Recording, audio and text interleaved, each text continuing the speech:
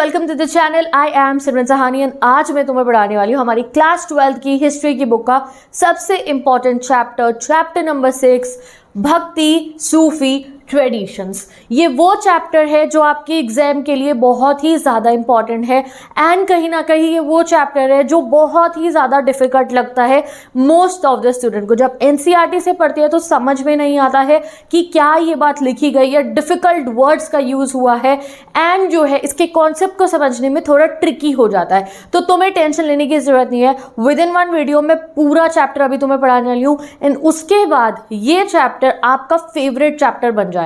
So let's begin with this chapter. क्या पढ़ने वाले हैं हम इस चैप्टर के अंदर? इस चैप्टर के अंदर हम अपनी कंट्री की रिलीजियस बिलीव्स एंड प्रैक्टिसेस को पढ़ने वाले हैं। अभी जो हम चैप्टर 4 पढ़ा था इससे पिछली बुक के अंदर थिंकर्स बिलीव्स एंड बिल्डिंग, वहाँ हम ऑलरेडी दो टाइप के रिलीजियस बिलीव्स पढ़ के आ चुके हैं, जो है बुद्धिज्म एंड दूसरा जैनिज्म। एंड वहाँ पे हमने शिव जी एंड विष्णु जी के बारे में भी पढ़ा था और साथ ही के साथ में वहाँ पे हमने जो टेम्पल का स्ट्रक्चर है वो पढ़ा था चैप्टर नंबर 4 में। नाउ जो ये चैप्टर है इसमें हम ये जानेंगे कि हमारे इंडिया के अंदर, हमारी सोसाइटी के अंदर किस तरीके से भक्ति, जो भगवान के लिए प्रति जो आपका रिस्पेक्ट है, किस तरीके से पूजा की जाती थी, कौन सी कंट्री, हमारी कंट्री के जो है कौन से पार्ट में लोग कौन से रिलीजन को फॉलो करते थे, कौन से मेजर डेटी की, कौन से भगवान को पूजा करते थे, ये आप जानोगे। और आप इंटरेक्शन जानोगे हमारे सुप्रीम गॉड्स का एंड अवतार्स का, जैसे कि विष्णु जी के अवतार्स हैं और विष्णु जी के अवतार्स की भी पूजा की जाती है। हम विष्णु जी की भी पूजा करते हैं, हम शिव जी की पूजा करते हैं, हम माता रानी की पूजा करते हैं, ठीक है। तो आप जानोगे कि फ्रॉम दोज टाइम्स, उस ज़माने से जो है ये भक्ति कैसी शुरू हुई। अब हम क्या करते हैं, हम मंदिर जाते हैं, हम आरती करते हैं, ठीक है, हम मंत्र उच्चारण करते हैं। तो गाइस उस समय पे ये सब कैसे होता था, ये आज आप इस चैप्टर से जानोगे। एंड कैसे ये वर्ड हिंदू आया, वी कॉल जो है, हम अब हिंदू कहते हैं, that we are Hindus, but ये हिंदू वर्ड कैसे आया। फिर हम पढ़ेंगे जो है advent of Islam in India also, कि इंडिया के अंदर इस्लाम की प्रैक्टिसेस कैसे शुरू हुई, कैसे कैसे डेवलप हुई, कौन से राजा थे उनके अंडर में, जब इस्लामिक रूलर थे, यानी कि जब मुगल रूलर थे, देवर मुस्लिम्स। व्हेन जो है अगर आपको दिल्ली सल्तनत आई तो रूलर मुस्लिम था, बट उसका सब्जेक्ट क्या थे, ज़्यादातर हिंदू थे, इंडिया में हिंदूज रह रहे थे ज़्यादातर। तो फिर वो कैसे रहते थे मुस्लिम राजा के अंडर में, क्या उनसे टैक्स लिया जाता था, everything related to religious structure you will study in this chapter and in most easy way I will teach you, जिससे ये चैप्टर तुम्हारा फेवरेट चैप्टर बन जाएगा। नाउ यहाँ पे हम कौन से टाइम पीरियड को स्टडी करने वाले हैं, एक बहुत ही लंबा टाइम पीरियड हम शुरू करने वाले हैं 8 to 18 सेंचुरी का इस चैप्टर के अंदर। So let's begin this chapter. तो जैसे ही चैप्टर शुरू होता है तो आपको बता दिया गया है कि हम चैप्टर 4 के अंदर बहुत सारे रिलीजियस स्ट्रक्चर पढ़ के आए हैं। हमने स्तूपास पढ़े, मोनेस्ट्रीज पढ़ी, बुद्धिज़्म की, जैना टेम्पल्स के बारे में पढ़ा, तीर्थंकर्स के बारे में हम पढ़ चुके हैं। अब हम बाकी रिलीजन्स जो हैं उन पे भी फोकस करेंगे। मेजर फोकस हमारा रहेगा हिंदुइज्म पे and the advent of Islam आप इसमें पढ़ने वाले हो। सूफी कल्चर कैसे डेवलप हुआ इंडिया के अंदर, Sufism, that you will study. You will study about the establishment of Sikhism in India. गुरु नानक देव जी के बारे में आप पढ़ोगे, कबीर दास के बारे में पढ़ोगे, मीराबाई के बारे में पढ़ोगे। Very vast chapter and a very amazing chapter, ठीक है। तो अभी जैसे कि हम जब भी कोई चैप्टर पढ़ते हैं तो हमारे को सबसे पहले आता है कि भैया सोर्सेज बताओ, ये चैप्टर के बारे में पढ़ने के लिए आपके पास क्या सोर्सेज है। तो अब आपको पहला जो बॉक्स है ग्रे कलर का, उसमें सोर्सेज बता रखी है कि जब हम भक्ति सूफी ट्रेडिशंस पढ़ रहे हैं कि भक्ति मूवमेंट कैसे बना।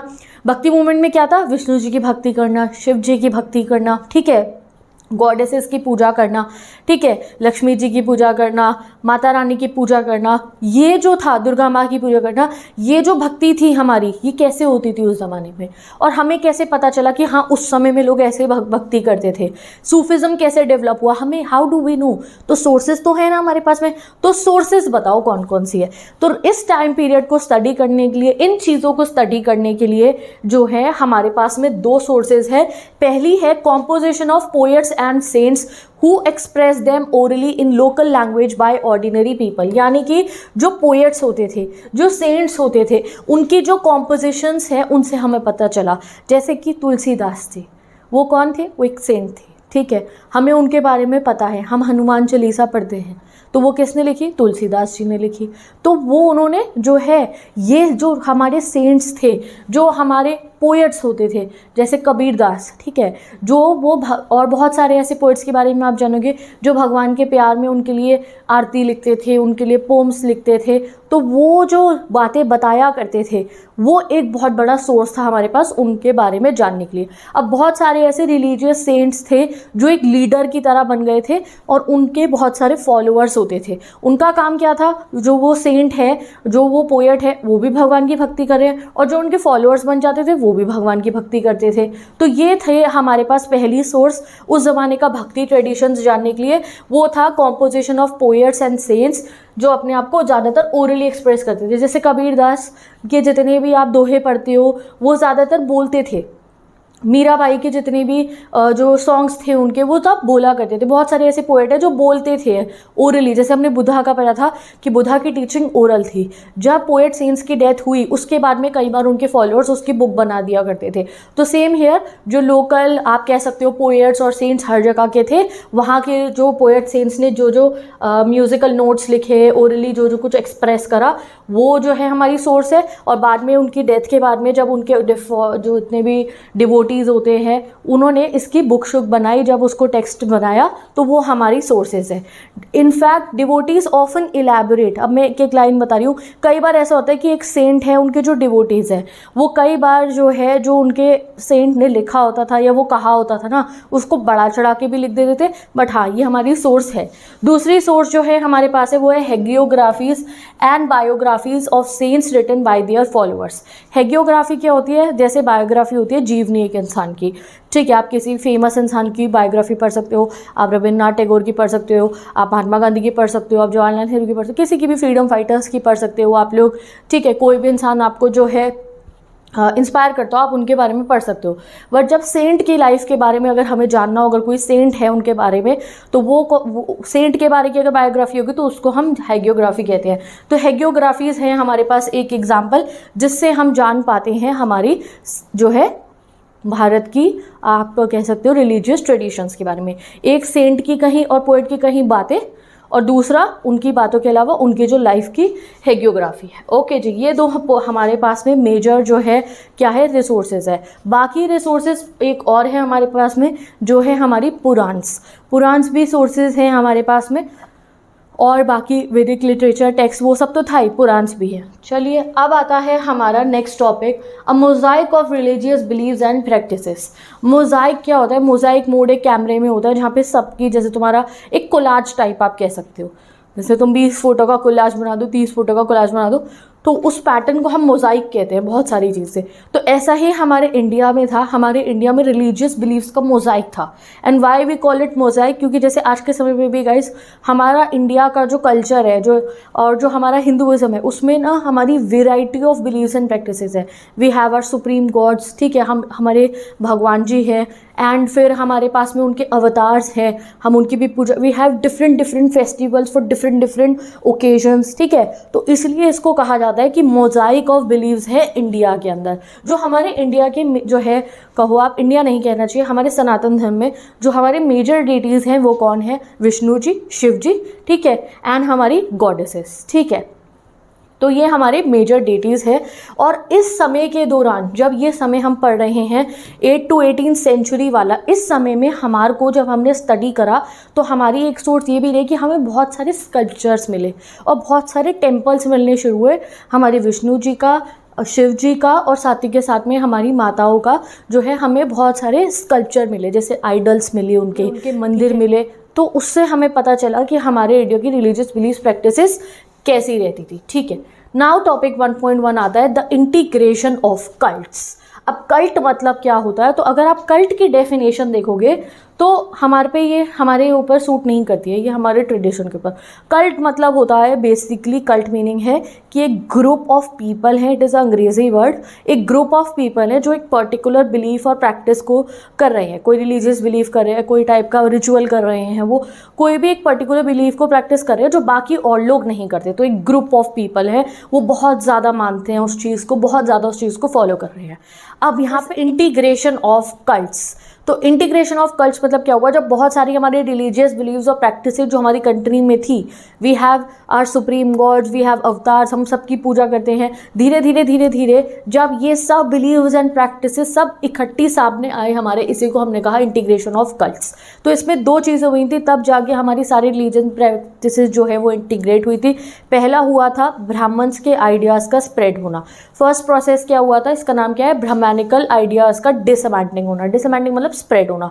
तो देखो एक समय ऐसा है हमारी सोसाइटी के अंदर था कि जो वैदिक लर्निंग थी, यानी कि जो वेदास है, उन्हें पढ़ने की इजाज़त ना ही वुमेन को थी ना ही शूद्रास को थी। तो इसलिए जो हमारी पुराण्स है, मैंने आपको कहा था कि वो टाइम पीरियड है जहाँ की हमारी मेन सोर्स पुराण है, हमारी सोर्सेस चैप्टर को पढ़ने के लिए पुराण्स है। तो ये समय के अंदर जो पुराण्स थी हमारी, उनका सिंपल संस्कृत में ना ट्रांसलेशन और कंपाइलेशन और प्रेजर्वेशन शुरू हो चुका था। तो जो पुराण्स लिखी गई, कंपाइल हुई, प्रेजर्व करी गई, वो ना सिंपल संस्कृत में थी। सिंपल संस्कृत वर्ड्स यूज़ हुए थे जिसको वुमेन भी पढ़ सकती थी आराम से और शूद्रास भी, उनको अलाउड था पढ़ना। वैदिक लर्निंग अलाउड नहीं थी वुमेन को भी और शूद्रास को भी, बस ब्राह्मण सी वेद पढ़ते थे और वो बहुत डिफिकल्ट लैंग्वेज की होती थी और वो क्षत्रियों को पढ़ाते थे, ठीक है, और बाकी लोगों को, बट शूद्रास को तो अलाउड ही नहीं था। तो अब ये चेंज आया सोसाइटी के अंदर, दैट जो है ब्राह्मणिकल आइडियाज़ और स्प्रेड हुए, ठीक है। नेक्स्ट क्या हुआ, ब्राह्मण्स ने एक्सेप्ट करी और जो है उनको जो है इंटीग्रेट करा कुछ डिफरेंट प्रैक्टिसेस को। और इसमें क्या हो रहा था, ग्रेट और लिटिल ट्रेडिशन का कनेक्शन हो रहा था ना। जब तक आप ग्रेट और लिटिल ट्रेडिशन का मतलब नहीं समझोगे तब तक आपको समझ में नहीं आएगा कि क्या ग्रेट ट्रेडिशन है एंड क्या लिटिल ट्रेडिशन है। तो first I will tell you the meaning of great and little tradition, फिर मैं आपको बताती हूँ। तो ग्रेट एंड लिटिल ट्रेडिशन, ये जो वर्ड्स हैं ये कॉइन करे थे रॉबर्ट रेडफील्ड नाम के एक आदमी ने, ठीक है, और ये डिफरेंट कल्चर प्रैक्टिसेस को समझाने के लिए उन्होंने करा था। तो ग्रेट ट्रेडिशन मतलब आप ये कह सकते हो जो हर कोई फॉलो करता है, जो प्रीस्ट एंड किंग्स भी सब लोग जो बहुत मासेस फॉलो करती है उसे हम कहते हैं great tradition. And little tradition includes little variations, यानी कि जिसको थोड़ी कम पॉपुलेशन प्रैक्टिस करती है, पर्टिकुलर एरिया की पॉपुलेशन प्रैक्टिस करती है, उसे हम कहते हैं लिटिल ट्रेडिशन। जैसे कि हमारी कंट्री के अंदर बहुत सारे ना लोकल डेटीज़ भी होते हैं, जैसे अभी आप इससे अगला चैप्टर में पढ़ोगे, आप पहले चैप्टर्स में पढ़ के आए हो कि बहुत सारे ऐसे एरियाज हैं जहाँ के लोकल डेटीज़ होते हैं, लोकल देवता हैं, उनकी भी लोग पूजा करते हैं, ठीक है। तो उनका एसोसिएशन होने लग गया था हमारे जो है कल्चर के अंदर। जैसे कि यहाँ पे आपको एग्जांपल गिवन है कि जो उड़ीसा है, ठीक है, ग्रेट और लिटिल ट्रेडिशन का कनेक्शन का ये एग्जांपल सबसे अच्छा है हमारे पास विष्णु जी का एंड जगन्नाथ जी का। तो you guys know that Jagannath ji की पूजा होती है उड़ीसा के अंदर। हर साल हमारे यहाँ पे जगन्नाथ यात्रा भी निकलती है। तो जगन्नाथ जी कौन है, जगन्नाथ जी कौन है, उन्हें कहते हैं हम lord of the world, and वो विष्णु जी के ही एक फॉर्म है, he is form of Vishnu ji only. और वहीं पे हमारी कंट्री में विष्णु जी की भी पूजा होती है। तो ये जो एसोसिएशन हुआ, जो हमें समझ में आया, वो हमें पुराण्स को और अपनी बाकी लिटरेचर जो है हमारे टेक्सचुअल डॉक्यूमेंट्स उन्हें पढ़ के हमें समझ में आया कि भाई जो हमारे विष्णु जी हैं उन्हीं के फॉर्म है हमारे कौन, जगन्नाथ जी। अब जगन्नाथ जी की जो पूजा है वो उड़ीसा में सबसे ज़्यादा की जाती थी, बट उड़ीसा के अंदर स्पेशली जगन्नाथ जी का टेम्पल था, वहाँ उनकी पूजा हो रही थी। तो ये जो कनेक्शन हुआ कि नहीं विष्णु जी ही जगन्नाथ जी है, तो ये ग्रेट और लिटिल ट्रेडिशन इसे कहा जाता है। विष्णु जी को तो पूरे ऑल ओवर इंडिया में इनके इस फॉर्म की तो पूरे ऑल ओवर इंडिया में पूजा हो रही थी, और जो है उड़ीसा के अंदर इस फॉर्म में पूजा हो रही थी। तो ये जो कनेक्शन था इसको हमने कहा ग्रेट एंड लिटिल ट्रेडिशन। जब हमें इंसानों को समझ में आई ये सब बातें, इसको हमने कहा द इंटीग्रेशन ऑफ कल्ट्स। ये जो हमारी सोसाइटी को समझ में आने लगी ये चीज़ें, यही एग्जाम्पल है हमारा इंटीग्रेशन ऑफ कल्ट्स का। तो ब्राह्मण्स ने भी इन चीज़ों को समझा, फिर इनका कंपाइलेशन हुआ, हर चीज़ को लिखा गया। हमारे भगवान जी के सभी अवतार जो है वो सब हमें पुराण पढ़ के ये सब चीज़ों को हम समझ पाए, ठीक है। तो दिस इज़ अ वेरी गहरा chapter. Senses of integration of cults में गॉडेसेस का भी एग्जाम्पल है। जैसे हमने कहा वी आर वेरी ऑब्वियस, हमें पता है, जैसे हमें पता हैगा दैट जो है पार्वती माता जो है वो शिव जी की वाइफ है, ठीक है, और लक्ष्मी जी है हमारे विष्णु जी की वाइफ। हम माता रानी की भी पूजा करते हैं, पार्वती माता की, और उनके जो है फॉर्म्स की, जैसे माता रानी हो गई, उनकी भी पूजा करते हैं हम, दुर्गा माँ की, और हम लक्ष्मी माता की भी पूजा करते हैं। तो ये चीज़ें, ये है इंटीग्रेशन ऑफ कल्ट्स कि जो हमारे सुप्रीम गॉड्स हैं उनकी एसोसिएटेड है उनसे हमारी जो है मदर गॉडेसेस, इसको कहा गया इंटीग्रेशन ऑफ कल्ट। गॉडेसेस की पूजा जो है उसके हमें जो है एविडेंसेस दिखते थे कि ये मंदिर था, वहाँ पे बहुत सुंदर सा स्टोन का स्टैचू था हमारी गॉडेस का। जैसे आप यहाँ देख सकते हो, ये जो एक स्टैचू लगा हुआ है ये तो एक बुद्धिस्ट गॉडेस का स्टैचू है जो मिला था जो है 10th सेंचुरी के अंदर बिहार से। बट और भी हमारी जितनी भी हमारी गॉडेसेस हैं, हम जिन भगवान जी की पूजा करते हैं उनकी स्टैचूज़ हो गए, उनके मंदिर हो गए, वो सब मिलने जो है वो शुरू हो गए थे एंड फिर उनका जो है कंपाइलेशन शुरू हुआ था। ठीक है, अभी देखो 1.2 टॉपिक आता है डिफरेंस एंड कॉन्फ्लिक्ट। और अब आप जानोगे कि कैसे कैसे धीरे धीरे डिफरेंसेस शुरू हुए एंड कॉन्फ्लिक्ट्स इमर्ज हुआ करते थे between the brahmanical ideas and between the different बाकी रिलीजियस। देखो ब्राह्मण्स का स्ट्रक्चर बहुत रिजिड रहता था, जैसे वैदिक लर्निंग जो थी वो शूद्रास को अलाउड नहीं थी, वुमेन को अलाउड नहीं थी, बहुत सारे शूद्रास को उन टेम्पल्स में जाना अलाउड नहीं होता था। तो ये चीज़ हमारे वन सिस्टम के अकॉर्डिंग होती थी। बट फिर धीरे धीरे कुछ ऐसी प्रैक्टिसेस भी हुआ करती थी that was open to all, चाहे कोई वुमेन हो चाहे कोई शूद्रा हो, it was open to all people. तो ये क्या प्रैक्टिसेस थी वो आप जानोगे, और उनका विरोध ब्राह्मण्स करते थे वो आप जानोगे, और वो ब्राह्मण्स की बात को नहीं मानते थे ये आप जानोगे। तो यहाँ पे आपको एग्जांपल गिवन है डिफरेंस एंड कॉन्फ्लिक्ट्स में, दैट इज़ तांत्रिक। अभी आज के समय में जब हम तांत्रिक सुनते हैं तो हमें अपनी पिक्चर हमारे दिमाग में वही बनी हुई है, तांत्रिक है एंड कोई रिचुअल हो रहा है। वो नहीं होता है तांत्रिक प्रैक्टिस। तांत्रिक जो वर्ड है वो तंत्रा वर्ड से निकला है जिसका मतलब होता है काइंड ऑफ टेक्निक, आप ऐसे कह सकते हो। तो तांत्रिक प्रैक्टिस अगर हम उस ज़माने की बात करें तो मेजरली तांत्रिक प्रैक्टिसेस को जो है कनेक्ट करा जाता है वर्शिप ऑफ गॉडेस के साथ, यानी कि गॉडेस की वर्शिप के साथ तांत्रिक प्रैक्टिसेस को हम कनेक्ट करते थे। यानी कि जो हमारी मदर गॉडेस होती है, जो हमारी माताओं की पूजा होती है, उसको कनेक्ट करते थे तांत्रिक प्रैक्टिस से। और इस प्रैक्टिस के अंदर माताओं की पूजा करने में कोई भेदभाव नहीं होता था। It was open to all people, चाहे कोई शूद्रा हो, चाहे कोई अपर कास्ट का हो, चाहे वुमेन हो, it was open to all. कोई डिस्क्रिमिनेशन नहीं होता था तांत्रिक वर्शिप के अंदर इन हमारे सब कॉन्टिनेंट में। और हमारे several parts of the sub continent में तांत्रिक वर्शिप होती थी और वो सबको ओपन थी। अब जब ये देखा गया, जब लोगों ने देखा कि वहाँ पे भी हमारे भगवान की पूजा हो रही है, वो लोग तो डिफरेंस नहीं कर रहे हैं कि कौन शूद्र है कौन वुमेन है, तो ये चीज़ का इफेक्ट पड़ा शैविज्म पे भी, यानी कि शिव जी की पूजा पर भी, और बुद्धिज़्म कल्चर के अंदर भी ये जो है डिफरेंस आया। जैसे आपने देखा कि बुद्धिज़्म के अंदर भी, वहाँ पे हम चैप्टर 4 में पढ़ के आए हैं, वो लोग डिफ्रेंसिएशन नहीं करते थे कास्ट कलर जेंडर के ऊपर, सबको अलाउड था। हाँ, पहले बुद्धा जी ने मना करा था वुमेन अलाउड नहीं होगी, फिर उन्होंने वुमन को भी अलाउड कर दिया था। पहली भिखुनी कौन बनी थी याद है? चैप्टर 4 का नहीं याद तो पढ़ लो जाके, चैप्टर 4 पढ़ाया था। ठीक है, तो यही चीज़, इसका इफेक्ट पड़ा, लोगों को दिखा। जैसे हम कहते हैं ना, हम एक कंट्री को देखते हैं और हम देखते हैं वहाँ पे कि यार यहाँ के लोग कितने डेवलप हैं, औरतों को आज़ादी दी गई है, इकोनॉमिक डिफरेंसेस भी नहीं है यहाँ पे, तो हम उस चीज़ से सीख लेते हैं। तो इस चीज़ से सीख ली गई कि जब माताओं की वर्शिप करने में ये डिस्क्रिमिनेशन नहीं हो रहा है तो हमें भी नहीं करना चाहिए। तो इसका इन्फ्लुएंस बुद्धिज़्म पे भी पड़ा, और जब आगे शिव भक्त बने, शिव जी का भक्ति मूवमेंट चला, तो उन्होंने भी इस चीज़ को फॉलो नहीं करा कि वो डिफ्रेंसिएशन करेंगे। ठीक है, specially in the east, north and southern sides. ठीक है, अब जो है all of these somewhat divergent and even disparate beliefs and practices would come to be classify as Hindu over the next millennium. अब देखो, we belong to, if you are Hindu you belong to Sanatan धर्म।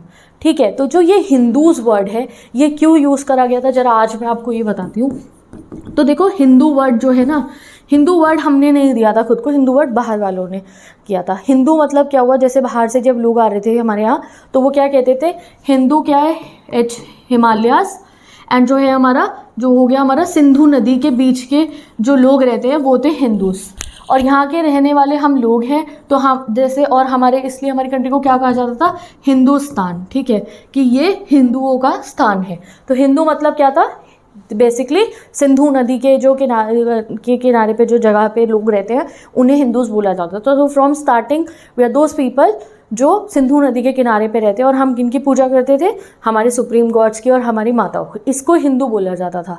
But जब बाहर से लोग आए, बहुत सारे हमारे इन्वेडर्स आए हमारी कंट्रीज़ के अंदर, तो तब फिर ये नाम हमें मिल गया दैट दिस इज़ हिंदू। ठीक है, तो अब हम अपने रिलीजन को हिंदू कहते हैं। जो सब ये प्रैक्टिसेस करते हैं, जो सब हमारे इन मेजर गॉड्स की पूजा करते हैं, माताओं की पूजा करते हैं, ये प्रैक्टिसेस जो लोग करते हैं उनको हिंदू बोला जाता है। अदरवाइज जो हमारा रियल अगर हम बोले कि हमारे रिलीजन का नाम वो क्या, सनातन धर्म है। और धर्म मतलब क्या होता है, जैसे हम कहते हैं ना धर्म मतलब ही रिलीजन होता है। ठीक है, बट हमारे रिलीजन का नाम ही सनातन धर्म है। हमारा जो सनातन धर्म होता है उसका बेसिक प्रिंसिपल क्या है कि धर्म करना। धर्म मतलब क्या होता है, काम करना, अच्छे काम करना, प्रिंसिपल्स पे चलना।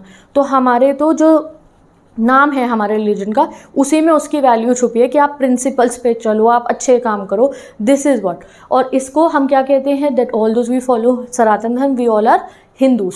बट ये जो हिंदू नाम था ये बहुत बाद में जाके ये सब प्रैक्टिस है, जो लोग हम सब लोग जो ये प्रैक्टिस कर रहे हैं तो हम हिंदू थे। ठीक है, वैसे ही अभी आप आगे पढ़ोगे कि मुस्लिम वर्ड जो है वो कब यूज़ करा जाने लगा हमारी कंट्री के अंदर, ये भी अब आगे इसमें आप पढ़ने वाले हो कि इनिशियली जब टर्क्स आए थे, दिल्ली सल्तनत आई थी, तो उन लोगों को मुस्लिम नहीं कहा जाता था। उन लोगों को जिस जगह से वो आए होते थे ना, वो जगह से उस नाम से रेफ़र करा जाता था। जैसे टर्क्स जो आए थे तो उनको तुरुक-शाह बोला जाता था, रैदर देन मुस्लिम उन्हें तुरुक-शाह बोला जाता था। तो ये आप जानोगे। तो यही आपको लिखा है, all of this somewhat divergent and even disparate beliefs and practices. जो लोग वैदिक कल्चर को फॉलो कर रहे हैं, वेदास पढ़ते हैं, पुराण्स पढ़ते हैं, विष्णु जी की भक्ति करते हैं, शिव जी की भक्ति करते हैं, मदर गॉडेसेस को पूछते हैं, तंत्रिक प्रैक्टिसेस करते हैं, ये सब लोगों को क्या कहा गया, that they all are Hindus. ठीक है, चलो, और ये आपको समझ में आ गया है। अब आपको वेदास एंड पुराण के बारे में कुछ बात बताई रखी है। तो वेदास में मेजर जो डिस्कशन हुआ है वो किसका हुआ है, अग्निदेव का, इंद्रदेव का और सोमदेव का जो है, बहुत उनके बारे में बताया गया हमारे वेद्स के अंदर। बट जो हमारे ये वैदिक पैंथन्स हैं, इनके कोई स्कल्पचर हमें नहीं मिले, कोई टेक्सचुअल डॉक्यूमेंट हमें नहीं मिले, जो हमें रीज़न पता है दैट हम इनको डिफरेंट फॉर्म में पूजा करते हैं। इनके बहुत सारे मंदिर नहीं हैं, इनके बहुत सारे स्कल्पचर नहीं हैं, नहीं। इनफैक्ट जो है वेदास के अंदर भी शिव जी का, विष्णु जी का और माताओं का नाम गिवन है, उनके मंत्र भी गिवन है। उनकी हम जो है डायरेक्टली जो है आप कह सकते हो कि इन द फॉर्म ऑफ, जो आप कह सकते हो मूर्ति बनाकर और मंत्र उच्चारण कर कर उनकी हम पूजा करते हैं। तो ये डिफरेंस आपको बता रखा है। बट स्टिल इसका मतलब ये नहीं था हमारी कंट्री के अंदर कि हम पुराने माइथोलॉजीज़ जो हमारे पुराण से, जैसे हमने शिव पुराण पढ़ा हम शिव जी की भक्ति करते हैं, विष्णु पुराण पढ़ा विष्णु जी की भक्ति करते हैं। तो इसका मतलब ये नहीं था कि वेदास की अथॉरिटी खत्म हो गई थी। No, even till date Vedas very important for us. ठीक है, चलो, अब आता है हमारा next topic, that is conflict between traditions. अब कॉन्फ्लिक्ट क्या रहते थे कि जो ब्राह्मण्स थे, जो बहुत रिजिड ऑर्थोडॉक्स ब्राह्मणिकल नॉर्म्स को फॉलो करते थे, ब्राह्मणिकल स्ट्रक्चर, धर्मशास्त्र को जो बहुत रिजिडली फॉलो करते थे, उन्हें पसंद नहीं आती थी तंत्रिक प्रैक्टिसेस या बाकी प्रैक्टिसेस जो ओपन टू ऑल थी। और वहीं पे जो तंत्रिक प्रैक्टिसेस थी, जैसे माताओं की पूजा जहाँ पे हो रही है, जो सबको अलाउड है, इवन शूद्रास एंड वुमेन को भी, या बाकी जो मूवमेंट्स चल रहे थे, उन्हें ब्राह्मण्स की ये बात अच्छी नहीं लगती थी कि जो ब्राह्मण्स ने जो सोसाइटी के इतने रिजिड रूल्स बना रखे थे, उन्हें वो पसंद नहीं आती थी। तो यही यहाँ पे गिवन है दैट दोज हु वैल्यूड वैदिक ट्रेडिशन ऑफन कंडम तांत्रिक प्रैक्टिसेस। तो जो वैदिक बिल्कुल प्रॉपर वेदास के हिसाब से चल रहे थे, वो तांत्रिक प्रैक्टिसेस को जो है कहते थे नहीं ये सही नहीं है। और जो तांत्रिक प्रैक्टिसेस थे वो अथॉरिटी ऑफ द वेदास को इग्नोर करते थे, जैसे उसमें लिखा है वन सिस्टम फॉलो करो, ये फॉलो नहीं करते थे। Devotees often tended to project their chosen deity either Vishnu और शिवा एज सुप्रीम। और ऐसा भी होता था दैट कई बार डिवोटीज़ क्या करते थे कि जो उनके गॉड हैं वो उनको ज़्यादा सुप्रीम दिखाते थे। ठीक है, जो विष्णु जी के भक्त है वो उन्हें ज़्यादा सुप्रीम दिखाते थे, जो शिव जी के भक्त है वो उन्हें ज़्यादा सुप्रीम दिखाते थे। ठीक है, तो ये चीज़ चलती थी। And relation with other tradition जैसे कि बुद्धिज़्म, जैनिज़्म, वो भी अच्छे इतने नहीं होते थे, उसमें भी कॉन्फ्लिक्ट्स इमर्ज होते रहते थे। ठीक है, चलो, आता है अब हमारा नेक्स्ट टॉपिक, यहाँ पे ट्रेडिशन ऑफ डिवोशन एंड भक्ति। अब आप जानोगे यहाँ पे कि भक्ति मूवमेंट शुरू कैसे हुआ था। भक्ति जो ये वर्ड है ये कैसे शुरू हुआ, भक्ति मूवमेंट की शुरुआत जो है वो कहाँ से होनी शुरू हुई थी। तो देखो, भक्ति मूवमेंट हमारे यहाँ पे भक्ति कोई आज नहीं है, कोई ये नहीं था कि भक्ति मूवमेंट कब शुरू, कोई ऐसी इनिशियल पॉइंट नहीं था। हमारे यहाँ पे डेली मंदिर जाना, पूजा करना, भगवान को जो है आरतियाँ गाना अपने भगवान जी के लिए, भजन गाना, ये हमारी सोसाइटी में प्रेजेंट है, बहुत समय से प्रेजेंट है। बस इसमें थोड़ी थोड़ी चीज़ें और ऐड ऑन होती गई, that we will study in this chapter. ठीक है, नाउ आता है नेक्स्ट टॉपिक हमारा poems of prayer, early tradition of bhakti. तो जैसे जैसे हमारा भक्ति मूवमेंट शुरू हुआ ना, तो सबसे पहले उसमें क्या ऐड हुआ था, पोएम्स ऑफ प्रेयर ऐड हुई थी, यानी कि अलग अलग भजन, अलग अलग गीत जो है वो ऐड हुए थे, आरतियाँ आप कह सकते हो, वो सब ऐड होने शुरू हुए थे। तो ये ही है हमारा नेक्स्ट टॉपिक। तो poets saints emerge as leaders around whom there developed a community of devotees. तो भक्ति मूवमेंट कैसे शुरू हुआ, बहुत सारे पोएट्स और सेंट्स एक लीडर्स की तरह इमर्ज हुए, वो भी सुप्रीम गॉड की पूजा करें, और उनके पीछे पीछे उनके फॉलोअर्स होते थे। ब्राह्मण्स जो है अब एक इंटरमीडिएटर्स बन गए थे between gods and devotees in several forms of भक्ति, जैसे आज भी होता है। हम ब्राह्मण, जब आप मंदिर जाते हो वहाँ पंडित जी होते हैं, ठीक है, आप प्रसाद चढ़ाते हो, पंडित जी से भी आशीर्वाद लेते हो, भगवान जी का भी आशीर्वाद लेते हो, प्रसाद लेकर घर आते हो। तो ब्राह्मण्स रिमेन इम्पॉर्टेंट, ऐसा नहीं है कि ब्राह्मण्स को जो है उनकी इम्पोर्टेंस नहीं थी, no, till date Brahmans remain important. और साथ ही के साथ में कुछ रिलीजियस सेंट्स और पोएट्स जो है वो आ रहे थे, जो है अलग अलग कॉम्पोजिशंस करते थे, जिससे हम गॉड से ना कनेक्ट हुआ करते थे। These tradition also knowledge women. तो जितने भी भक्ति मूवमेंट शुरू हुए उसमें वुमेन भी अलाउड थी एंड लोअर कास्ट पीपल भी अलाउड थे, जो ऑर्थोडॉक्स ब्राह्मणिकल फ्रेमवर्क जो है अलाउ नहीं करता था, जो मैं आपको बता चुकी हूँ। नाउ करेक्टरिस्टिक ऑफ द भक्ति मूवमेंट अगर हम कहें, तो अगर आपको भक्ति करनी है भगवान की, अगर आपको भगवान जी से कनेक्ट होना है, तो दो फॉर्म्स बेसिकली इसकी देखी गई। एक है हमारा सगुना भक्ति और दूसरा है निर्गुण भक्ति। तो सगुण भक्ति मतलब होते हैं विद एट्रीब्यूट्स, जब आप भगवान जी को एक एट्रीब्यूट कर दे रहे हो, यानी कि एक इमेज दे रहे हो आप भगवान जी को, आप उनकी एक इमेज इमेजिन कर रहे हो कि ये है हमारे भगवान जी। जैसे हम अपने विष्णु जी को इमेजिन करते हैं, कृष्ण जी को इमेजिन कर रहे हैं, दैट ये उनकी फॉर्म है, मुरली पकड़ी हुई है, ठीक है, और मोरपंख है, तो हम उनको एक इमेजिन कर रहे हैं। तो ये हो गया हमारा सगुण भक्ति।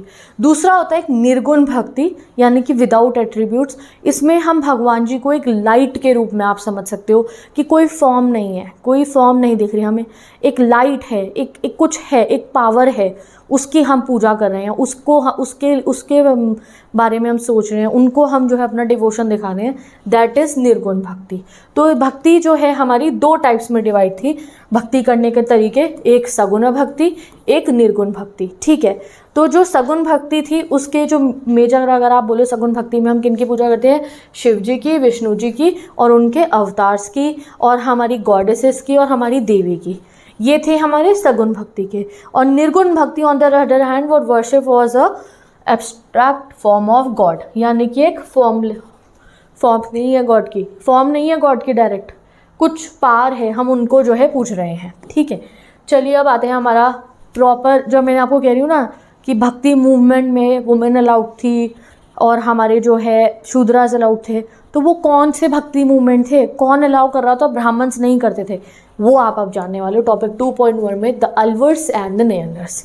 तो एक चीज़ सिंपल याद रख लो, अल्वर्स एंड नेयनर्स अर्ली भक्ति मूवमेंट के जो है ग्रुप्स है, ठीक है। अलवर ग्रुप कौन सा था, अलवर ग्रुप वो था लिटरली दोस्त जो इमर्स, यानी कि जो डूबे रहते थे विष्णु जी की डिवोशन में, यानी कि विष्णु जी की भक्ति में जो लीन रहते थे वो थे अलवर्स, याद रखना। और नयनर्स कौन थे, जो शिव जी की भक्ति में लीन रहते थे, शिव जी के जो डिवोटीज थे वो होते थे नयनर्स, ठीक है। They travel from place to place. अब अलवर्स और नयनर्स क्या करते थे, वो एक जगह से दूसरी जगह तमिल के अंदर जो है मतलब एक जगह से दूसरी जगह ट्रैवल करते थे, और तमिल के अंदर अलग अलग गीत, भजन और गाते रहते थे, और जो है भगवान को याद करते रहते थे ड्यूरिंग देयर ट्रैवल्स। अब जब वो चलते रहते थे तो वो कुछ श्राइन्स आइडेंटिफाई करते थे, यानी कि कुछ सेक्रेड प्लेसेस, पवित्र जगहें को आइडेंटिफाई करते थे जो भगवान से हमारे कनेक्टेड होती हैं, और वहाँ पे फिर बाद में मंदिर बनवा दिए जाते थे, ठीक है। वेरी ऑफन लार्ज टेम्पल्स बनवाए गए उन जगहों पर जिनको हमने सेक्रेड माना था, और फिर कुछ जगहों को हमने पिलग्रिमेज सेंटर भी माना, ठीक है, वहाँ हम तीर्थ करने जाते हैं, ठीक है। जैसे कि आप कह सकते हो जगन्नाथपुरी, वो हमारे लिए कितनी पवित्र जगह है, हम वहाँ जाते हैं, भगवान जी से मिल के आते हैं, ठीक है, कनेक्ट कर पाते हैं और ज़्यादा। तो ये कुछ सेंटर्स मार्क कर दिए गए। Singing composition of these poet saints become part of temple ritual. तो उस ज़माने के, जैसे ये साउथ इंडिया की पर्टिकुलरली बात हो रही है, तो वहाँ पे जितने भी टेम्पल्स थे, अगर कोई अलवर्स का टेम्पल है यानी कि विष्णु जी का टेम्पल है, तो वहाँ पे अलवर्स की लिखी हुई कॉम्पोजिशंस को गाया जाता था।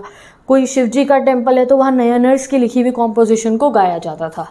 ठीक है। सेंचुरी का ब्रॉन्ज इमेज है करयाकल अम्मैयर का। अब ये कौन है? ये एक बहुत बड़ी, जो आप कह सकते हो कौन थी, नयनर थी। नयनर कौन? जो शिव जी की भक्ति करते थे। तो इन्होंने बहुत तगड़ी तपस्या करी थी टू कनेक्ट विद गॉड, भगवान से मिलने के लिए, भगवान को देखने के लिए।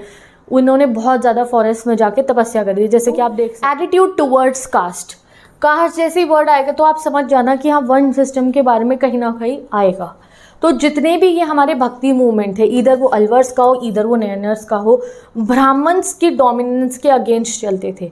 जो भक्त होते थे भक्ति मूवमेंट के, वो सभी बैकग्राउंड से आते थे, चाहे वो हो आर्टिसंस, चाहे वो ब्राह्मण, ऐसे नहीं थे, ब्राह्मण्स भी जाते थे, ठीक है, आर्टिसंस भी जाते थे, कल्टीवेटर्स भी जाते थे, फार्मर्स भी जाते थे, मर्चेंट्स भी जाते थे, हर कोई जाके इनका पार्ट बनता था। इवन जिनको उस समय पे अनटचेबल कैटेगराइज करा जाता था, वो भी जाके भक्ति मूवमेंट में अलाउड थे कि आप भी आइए। फिर वो भी अलवर बन जाते थे। ऐसा उनको फिर कोई किसी को उसका ये नहीं कहा जाता तुम ब्राह्मण हो, तुम क्षत्रिय हो, तुम ये सब नहीं कहा जाता था बिल्कुल भी।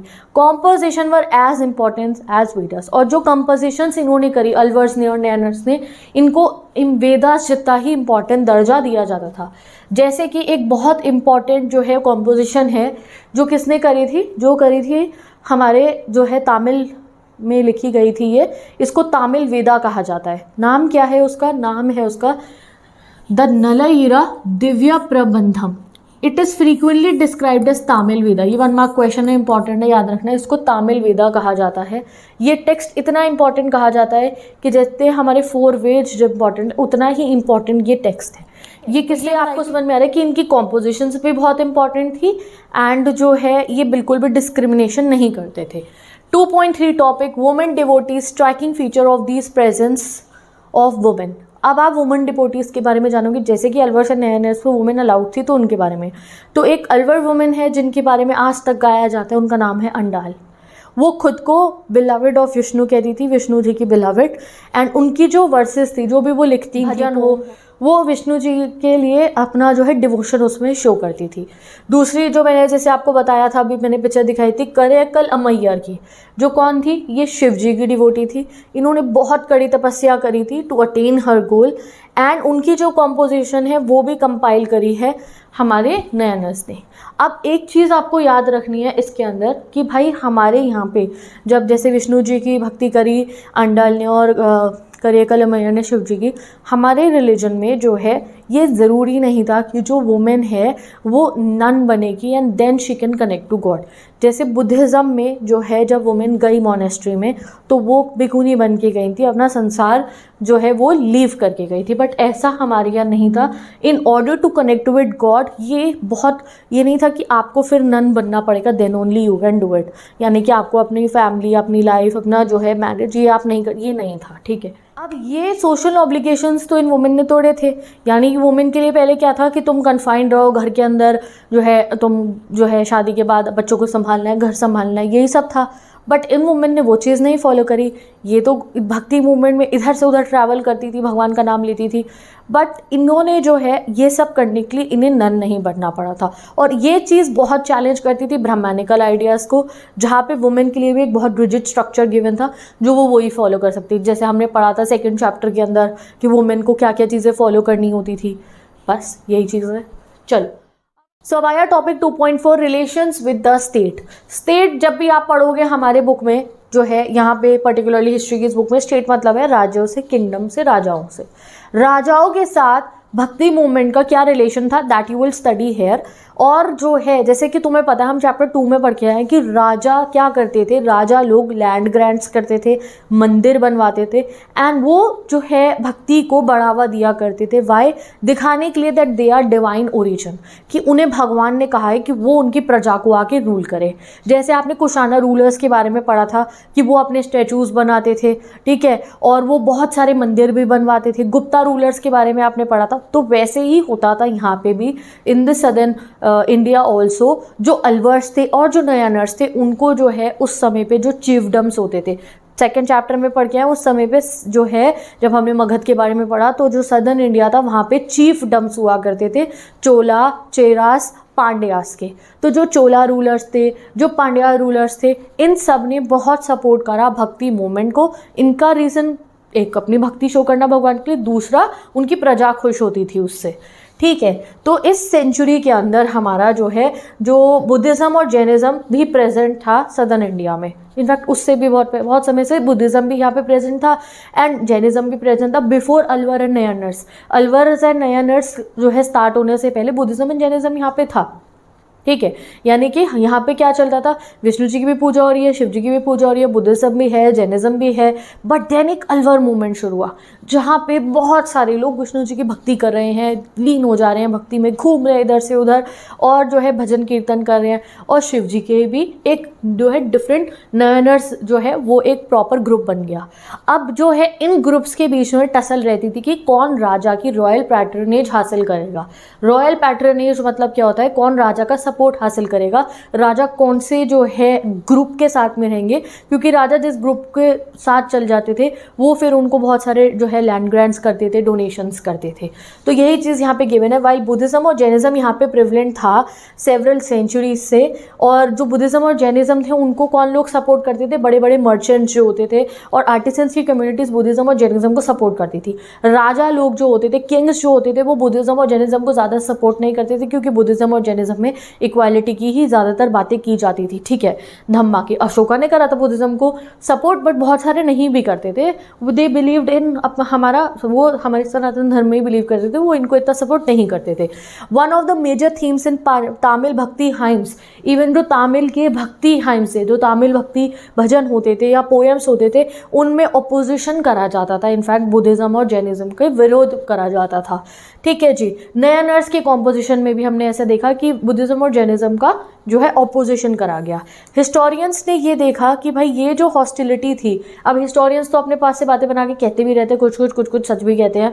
तो हिस्टोरियंस ने ये कहा कि ये जो ऑपोजिशन करा गया वो इसलिए करा गया जिससे कि इन्हें रॉयल पैट्रनेज मिल जाए, कि जो राजा है वो तुम्हें सपोर्ट करे, ठीक है।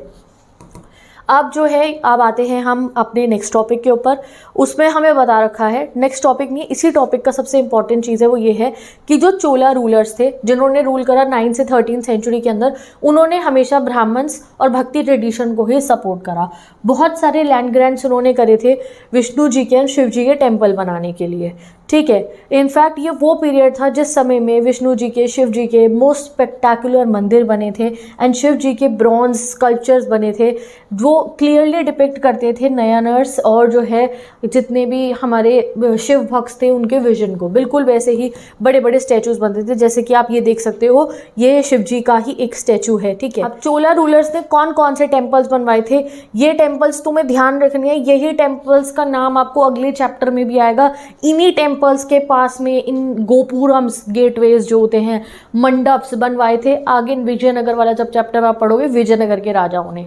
तो ये बहुत इंपॉर्टेंट टेम्पल्स है। तो चिदम्बरम थंजूवर में जो है, गंगाईकोंडा चोलापुरम जो है, ये सब जो है चोला रूलर्स ने ये जो मंदिर है वो बनवाए थे, ठीक है।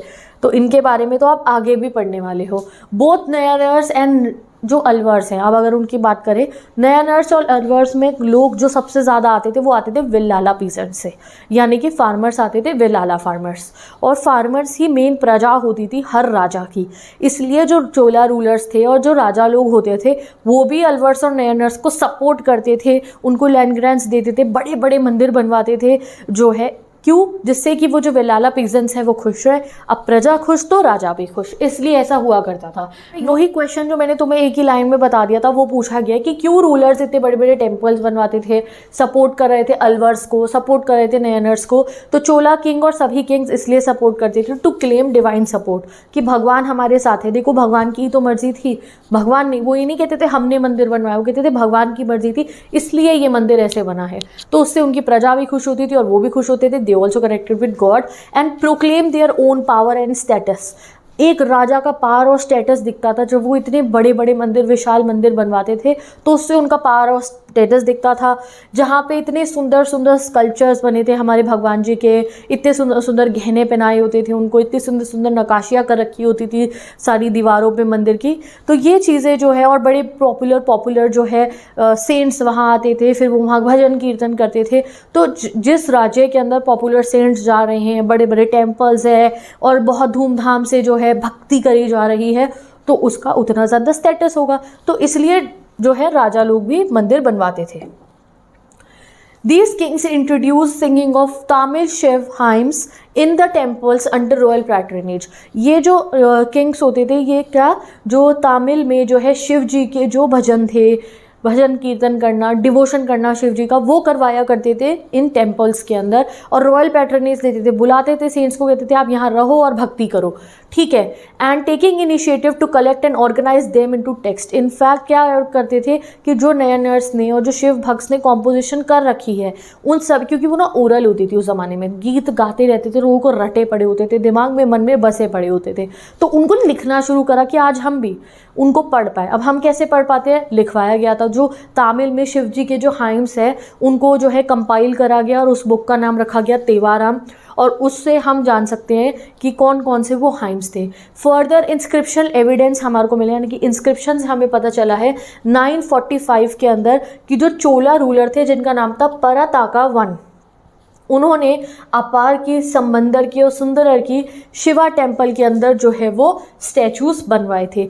These were carried in प्रोकेशन during the festival of cents. तो जब फेस्टिवल होते थे सेंट्स के, कौन है अपार, समंदर, सुंदरर कौन है, दे आर द सेंट्स, ये नयनर सेंट्स है। तो इनके स्टैचूज बनवाए गए थे, ये हैं इनके स्टैचू, और जब भी कोई फेस्टिवल होता है तो इन्हीं की ये मूर्तियों को ले जाया जाता है और जो है उनकी पूजा की जाती है, ठीक है।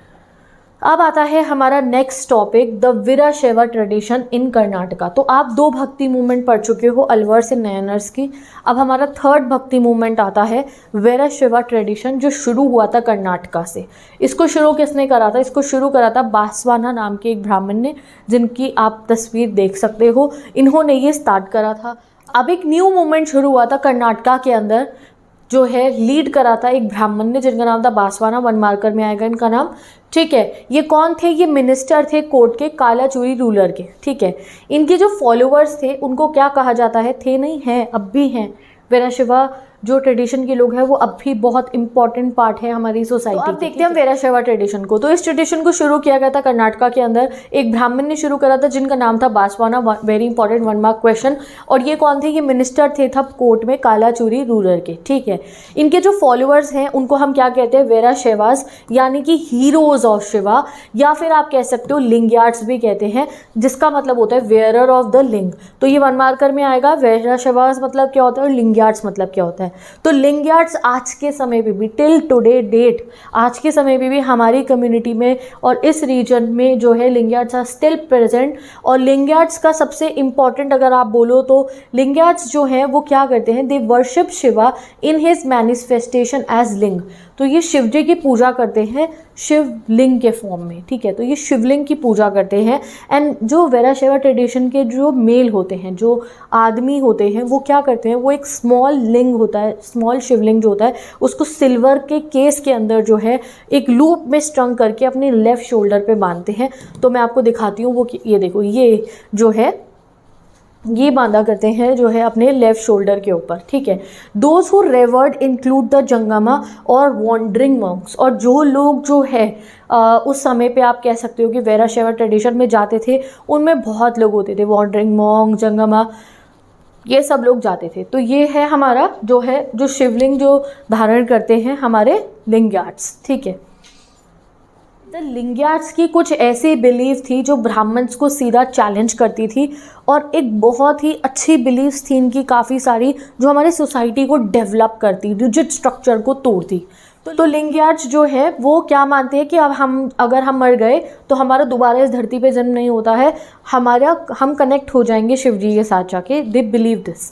अब इससे वो लोग क्या करते हैं कि जब किसी की डेथ होती है और वो लिंग्यार्ड्स हैं, तो उनकी डेथ पे जो है उनका दाह संस्कार नहीं किया जाता, उनका क्रिमेशन नहीं करा जाता, जो धर्मशास्त्र में लिखा है कि हमारा जो हिंदूज़ हैं, हमारा जब जो है अगर हम मर जाते हैं तो हमारा दाह संस्कार होता है और फिर जो अस्थियाँ होती है उसे हम विसर्जन कर देते हैं, ठीक है। तो ये चीज़ यहाँ पे नहीं होती है। यहाँ पे कहा जाता है कि जब आप मर जाते हो तो आप ऑटोमेटिकली शिव जी से कनेक्ट हो जाते हो।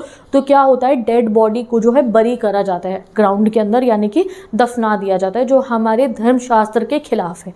तो ये डिफरेंट चलता था। और साथ ही के साथ में जो मैंने आपको कहा ना, कुछ ऐसी अच्छी अच्छी बिलीव्स और ये प्रैक्टिसेस करते थे लिंगायत्स जो अच्छी थी हमारी सोसाइटी के लिए। वो ये थी, ये पॉल्यूशन के नोशन को नहीं मानते थे कि सर्टेन ग्रुप्स जो ब्राह्मण्स कहते हैं ना, इवन तो बांसवाना तो खुद ब्राह्मण थे, बट इन्होंने ये ट्रेडिशन जो चलाया जो है वैराशेवास, ये इसको बिल्कुल नहीं मानते थे कि कोई अनटचेबल्स हैं। नो, ये बिल्कुल भी इस चीज़ को नहीं मानते थे। And they also question the theory of rebirth. जो ब्राह्मण्स कहते हैं कि आपको कर्म देखने हैं अपने, एंड अगले जन्म में ये कास्ट में आप पैदा हो गई, वो जो है ये कास्ट सिस्टम को, वंश सिस्टम को नहीं मानते थे। They want their followers among those who were marginalised with in the brahmanical social orders. तो सबसे ज़्यादा फॉलोअर जो आए थे यहाँ पे वो आए थे जो ब्राह्मण्स के ये ऑर्डर से जो है क्या थे, बहुत ज़्यादा डोमिनेटेड थे, यानी कि शूद्रास हो गए एंड ऑल दोज पीपल जिन्हें जगह नहीं मिली हुई थी जो है सोसाइटी के अंदर, वो बहुत ज़्यादा जाके उन्होंने ज्वाइन करा, ठीक है। जिन पे बहुत अत्याचार होते थे ना सोसाइटीज़ में, मार्जिनलाइज जिन्हें ब्राह्मण्स ने किया था, वो लोग यहाँ जाते थे, लिंगायत्स बनते थे।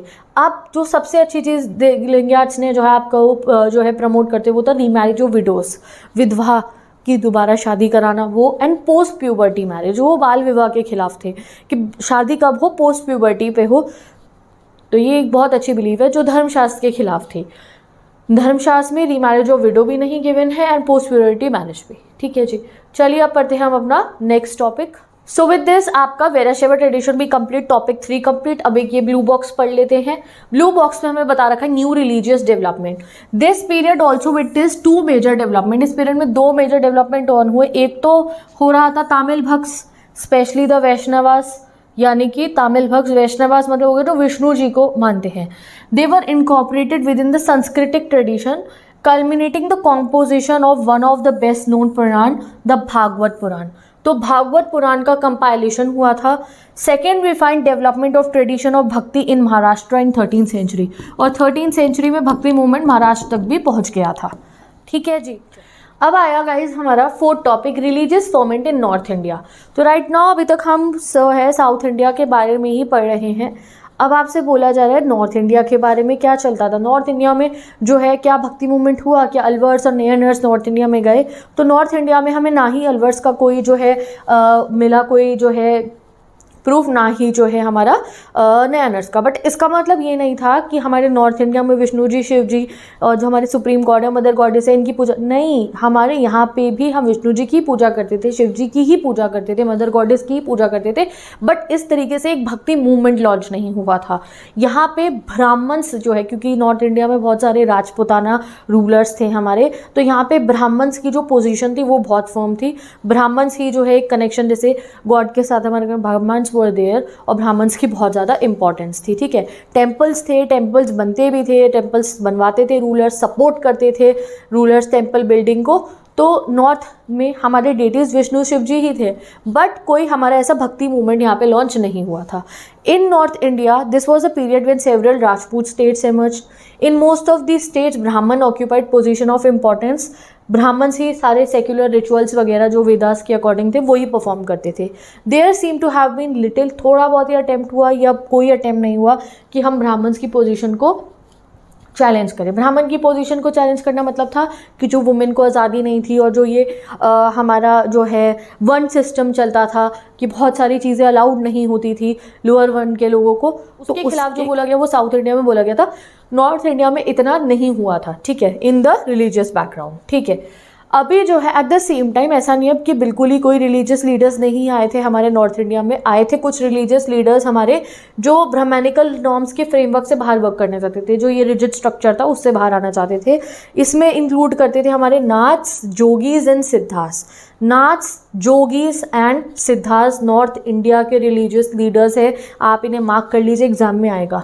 अब many of them came from artisanal groups, weavers who were becoming increasingly important with the development of organise craft. अब नाथ्स, जोगीज और सिद्धार्थ के साथ जाकर कौन जो है उनके फॉलोअर बनते थे? वीवर्स और आर्टिसंस, जो कपड़े के व्यापारी हैं, जो कपड़ा बनाते हैं, सिलते हैं, लोग अलग अलग क्राफ्ट प्रोडक्शन करते हैं, वो लोग जो है, क्योंकि बहुत ट्रेड हो रहा था इस समय में, वो लोग जाके नाथ, जोगीज एंड जो सिद्धार्थ होते हैं उनके फॉलोअर्स बनते हैं। Demand for such production grew with the emergence of new urban center and long distance trade with Central Asia and West Asia। ठीक है, तो ये आपकी बुक में फोटो दे रखी है जहाँ पे आपको नॉर्थ इंडिया के नाथ, जोगीज एंड सिद्धार्थ का डिपिक्शन किया। अब देखो यहाँ नॉर्थ इंडिया में क्या है कि जो यहाँ के लीडर्स थे, ऐसा नहीं है कि इन्होंने जो है अथॉरिटी जो थी ब्राह्मण्स की, वेदास की, जो बहुत रिजिड स्ट्रक्चर था उसके खिलाफ आवाज़ नहीं उठाई, इन्होंने भी उठाई थी। इनफैक्ट इन्होंने जो आवाज़ उठाई थी वो बहुत सिंपल लैंग्वेज में थी, जैसे आज के समय पे हम लैंग्वेज बोलते हैं ना, मिलती जुलती हमारी लैंग्वेज जैसी, जैसे हिंदी हम बोल रहे हैं बेसिकली, आप कह सकते हो। और जो हमारी नॉर्थ इंडिया में आज के समय पे जो लैंग्वेज बोली जाती है ना, उन्हीं लैंग्वेजेस में। ठीक है, however in spite of their popularity these religious leader were not in a position to will the support of ruling elites. But फिर भी ये लीडर्स इतने जो ज़्यादा पॉपुलर क्यों नहीं हुए? क्योंकि इन्हें राजा का सपोर्ट नहीं मिला। राजा तो अभी भी ब्राह्मण्स को ही सपोर्ट कर रहे थे। जैसे कि आपने देखा कि साउथ इंडिया में चोला रूलर्स ने अलवर्स और नयनवर्स दोनों को सपोर्ट करा, बट यहाँ पे ऐसा नहीं हुआ, इसलिए ज़्यादा पॉपुलैरिटी नहीं हुई। तो इसलिए रॉयल पैट्रनेज मिलना भी कहीं ना कहीं इंपॉर्टेंट होता है। अगर आपको, अब आप देखो, आप सही बात कह रहे हो, ठीक है, आप सही बात कह रहे हो, अलवर्स भी सही बात कह रहे थे, नयनवर्स भी सही बात कह रहे कि डिस्क्रिमिनेशन ना हो, वीरशैवर्स ने भी सही बात कही, ये भी सही बात कहना, जोगीज एंड सिद्धार्थ। बट जब तुम्हें राजा अगर सपोर्ट कर देगा, जिसके मर्जी से ही पत्ता हिल रहा है सोसाइटी के अंदर, किंगडम के अंदर, अगर वो तुम्हें सपोर्ट करेगा तो देखो कितनी अच्छी बात है। अब यहाँ पे इनको राजा ने ही सपोर्ट नहीं करा, राजा लोग ही ब्राह्मण्स को और रिजिड स्ट्रक्चर को सपोर्ट करे थे, तो डिफरेंस नहीं आ पाया, ये दिक्कत रही। ठीक है जी, चलिए अब आता है हमारा नेक्स्ट टॉपिक, न्यू। अब एक कहते हैं ना, मतलब एक नई चीज़ जुड़ जाएगी, एक नया पन्ना जुड़ जाएगा हमारे रिलीजियस ट्रेडिशन के अंदर, वो है कमिंग ऑफ टर्क्स, यानी कि जब टर्किश लोगों का आना जो है वो शुरू होता है, दिल्ली सल्तनत का इस्टेब्लिशमेंट होता है, that you will study hair. ठीक है जी, चलो, तो new element in the fabric था इस्टेब्लिशमेंट ऑफ दिल्ली सल्तनत इन 13th सेंचुरी। तो 13th सेंचुरी के अंदर हमारा दिल्ली सल्तनत जो है इस्टेब्लिश हो जाती है, और इससे राजपूत स्टेट्स की और ब्राह्मण्स की पावर काफ़ी डिमिनिश हो जाती है। अब जो है इसके साथ में क्या होता है, जो रिलीजन है और कल्चर है उसमें बहुत चेंज आना ही लग गया था, क्योंकि अभी आप आगे पढ़ोगे कि सूफिज़म का डेवलपमेंट हुआ, एंड जो अब ये टर्किश राजा आए, तो यू गाइज नो दैट जो टर्किश राजा थे इनका रिलीजन अलग था as compare to the religion जो पहले हमारे कंट्री में फॉलो हो रहा है। क्या है वो हिंदुज़म है। एंड जो ये हमारे राजा आए थे, ये कौन से रिलीजन के थे? ये इस्लामिक थे। तो क्या उसका इफेक्ट पड़ा, क्या चेंजेस आए फिर हमारी सोसाइटी में, दैट वी विल स्टडी। पढ़ने वाले हैं advent of Islam in India.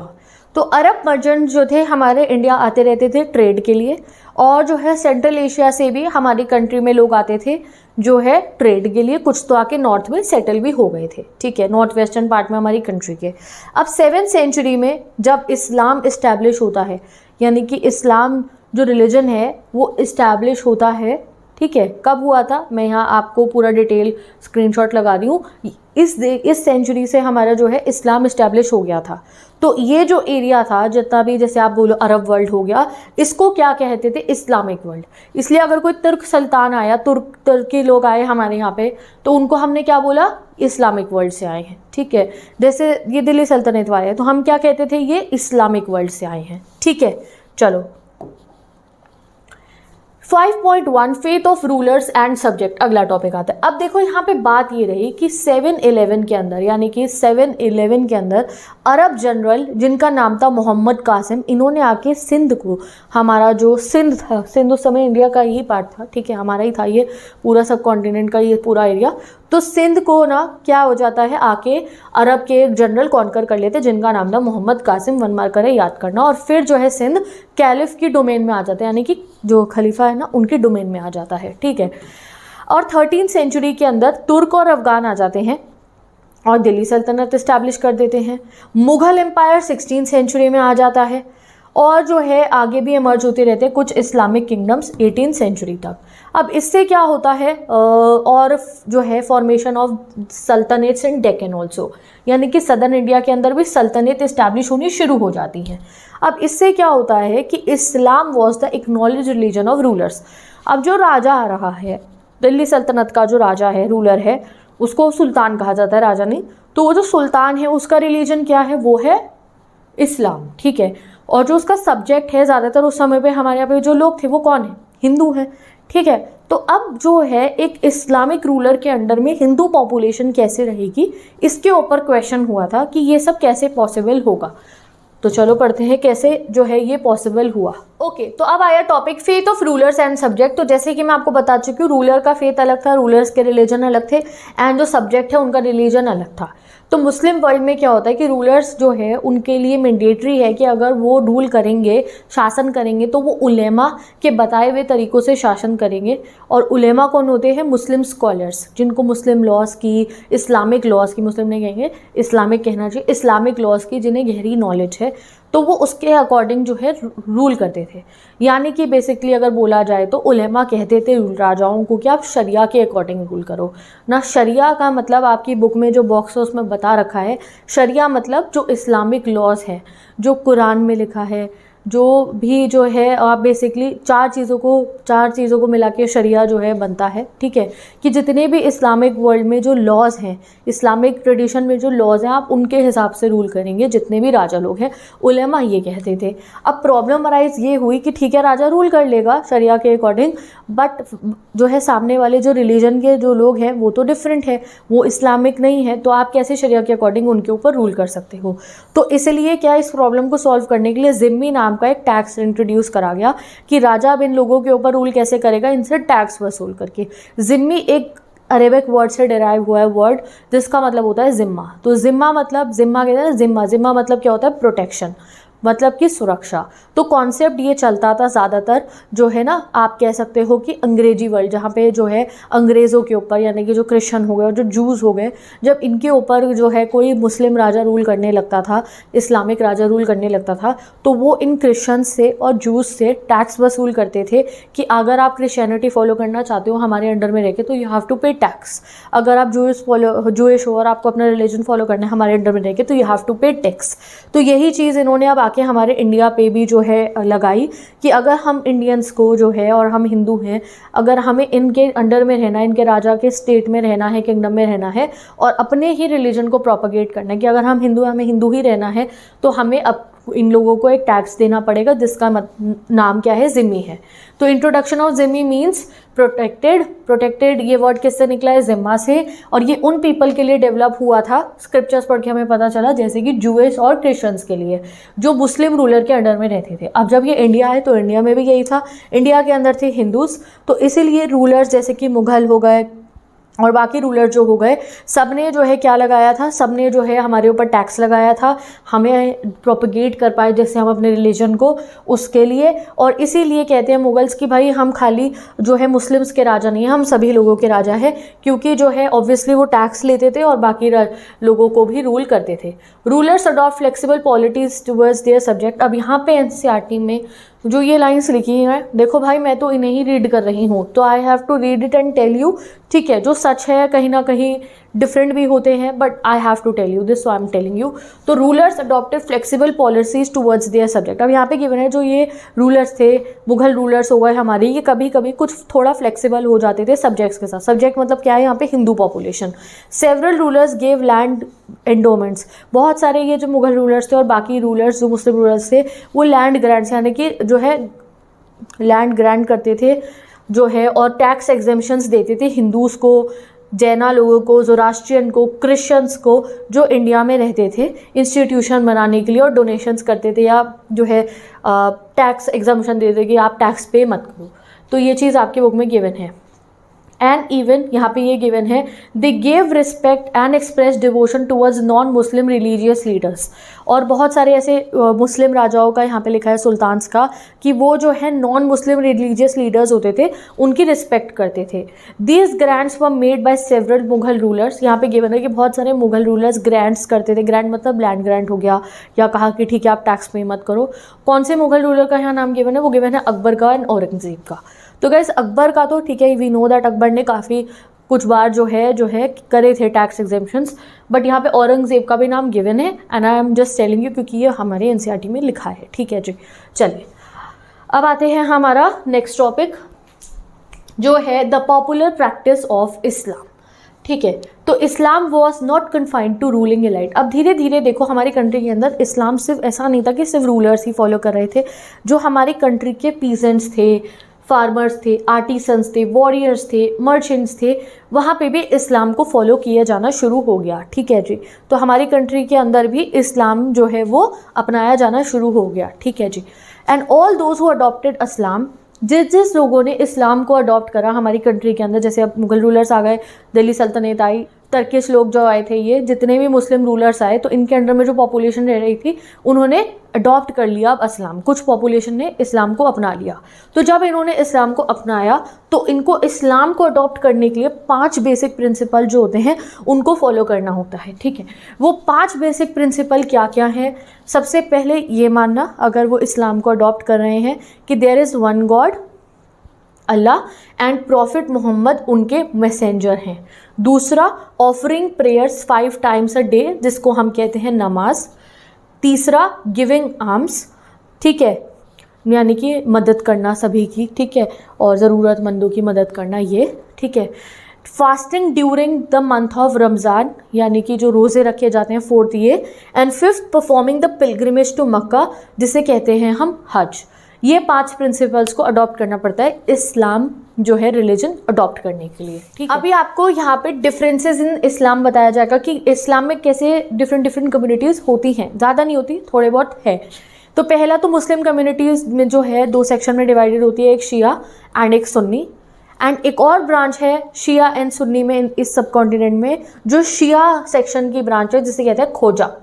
क्या कहते हैं उन्हें? खोजा। खोजा कौन होते हैं? They adopted indigenous literary genre to disseminate the ideas of Quran. तो खोजास ने क्या करा, जो है डिवोशनल पोयम की फॉर्म में कुरान के आइडियाज़ को कंपाइल करना शुरू करा। पंजाबी में भी करा, मुल्तानी में भी करा, सिंधी में भी करा, कच्छ में भी करा, हिंदी में भी करा, गुजराती में भी करा। एंड जो है इसको बोला गया ginan in special ragas during daily prayer, उसमें राग ऐड करे और उनको डेली प्रेयर बना पाए। अरब मुस्लिम ट्रेडर्स जो मलाबार कोस्ट में सेटल हुए।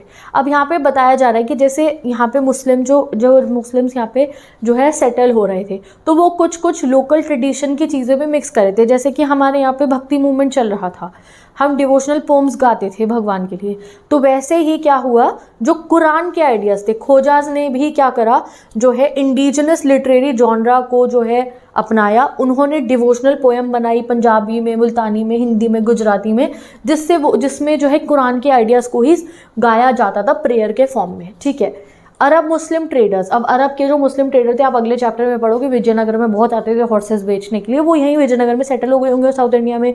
तो ये और कहाँ मेनली सेटल हुए? मलाबार कोस्ट में, बेसिकली केरला में ये लोग सेटल हुए। तो ये लोगों ने जो वहाँ का लोकल ट्रेडिशन था मैट्रिलिनी का, वो अडॉप्ट करा। मैट्रिलिनी मतलब क्या होता है कि अपनी माँ के नाम को आगे बढ़ाना। एंड जो है मैट्री लोकल रेजिडेंस को फॉलो करा, कि यानी कि जब शादी हो जाएगी तो लड़की घर छोड़ के नहीं जाएगी, लड़का घर छोड़ के आएगा, लड़की अपने घर में ही रहेगी, घर जमा ही आएगा। तो ये वाली चीज़ को फॉलो करा गया। और मैट्रिलिनी, जैसे लड़के के आगे भी अपनी माता का नाम लगेगा, जैसे जो आपका नाम है आगे आगे मम्मा का नाम लगेगा। जैसे हम फादर का सरनेम लगाते हैं ना, तो फादर का सरनेम नहीं, मदर के ही सरनेम को कंटिन्यू करा जाए, इसको कहते हैं मैट्रिलिनी। तो मलाबार कोस्ट में एक कम्युनिटीज़ के अंदर जो है, यानी कि वहाँ पे साउथ इंडिया में ये चीज़ फॉलो होती है। ये हमने चैप्टर 2 में भी पढ़ी थी। तो जो अरब ट्रेडर्स आए, मुस्लिम थे, वो यहाँ आए, तो उन्होंने इसी चीज़ को अपनाया। ये देखो एक मैन्यूस्क्रिप्ट हमारे को गिवन है, खोजा मैन्यूस्क्रिप्ट। ये देखो ये खोजा की मैन्यूस्क्रिप्ट भी हमारे को गिवन है, जो जिनान हम डिवोशनल पोम्स पढ़ रहे हैं उसकी। ठीक है जी, तो अभी डाइवर्सिटी इन इस्लाम में आप समझ चुके हो कि जैसे जैसे हमारे इंडिया के अंदर इस्लामिक वर्ल्ड इस्टेब्लिश हुआ, रिलीजन फॉलो होना शुरू हुआ इस्लाम, तो कई लोकल चीज़ों को भी ना फॉलो कर लिया जाता था। जैसे कि ये हमें बहुत ज़्यादा एविडेंट है on the structure of mosque. जैसे आप यहाँ पे देख सकते हो कि some architecture features of mosque are universal, जैसे कि बेसिक जो यूनिवर्सल फीचर्स है वो तो हर मस्जिद में सेम ही रहते हैं। जैसे कि उसका जो ओरिएंटेशन होगा फेस का, वो मक्का की तरफ होगा, और जो मिहराब होगी एंड जो मिनबार होगी उसकी प्लेसमेंट तो हर जगह पे सेम ही रहती है। तो मेहराब क्या होता है, जिसपे प्रेयर निच जो होता है, और मिनबार जो है वो सेम होगा, जो मक्का की तरफ जो है उसका फेस होना चाहिए मस्जिद का। ये सब चीज़ें सेम रहती थी, यूनिवर्सल फीचर, बट कुछ कुछ चीज़ें चेंज होती थी। जैसे कि हमारे को एक जो है, मैं आपको दिखाती हूँ, ये मॉस्क है, देखो केरला का। इसमें आप नोट कर सकते हो कि ये मॉस्क है, बट इसके ऊपर शिखर बन रखा है, और हम चैप्टर 3 में पढ़ के आए हैं शिखर मंदिर के ऊपर बनते थे, तो ये एक शिखर बन रखा है, यानी कि जो लोकल आर्किटेक्चर का स्टाइल था उसी को फॉलो कर रखा है यहाँ पे। Note the shikhara like roof given है एनसीईआरटी में। ये देखो आप यहाँ पे, ये है शाह हमदान की जो है mosque in Srinagar on the banks of the Jhelum. It is often recorded as the jewel in the crown. Jewel in the crown इसको बोला जाता है of all the existing mosques of Kashmir. ये 1395 में बनवाई गई थी, और ये best example Kashmiri wooden architecture का। तो ये मॉस्क वुडन से बनी हुई है हमारी जो ये मॉस्क है, ठीक है। Notice the spire and the beautifully carved Kashmiri architecture में बना हुआ है। ये कौन सा मॉस्क है? ये अतिया मॉस्क है, जो कि बांग्लादेश में बना हुआ है, ये ईंटों का बना हुआ है, ठीक है जी। तो हाउएवर कुछ कुछ वेरिएशंस होते थे, जैसे कि आपको बता रखा है कि शाह हमदान मॉस्क जो है श्रीनगर का, उसको Kashmiri wooden architecture soil type में बनाया है, बांग्लादेश में ईंटों का बनाया है, केरला के जो मॉस्क है उसमें शिखर है, तो लोकल चीज़ों को भी ऐड करा गया।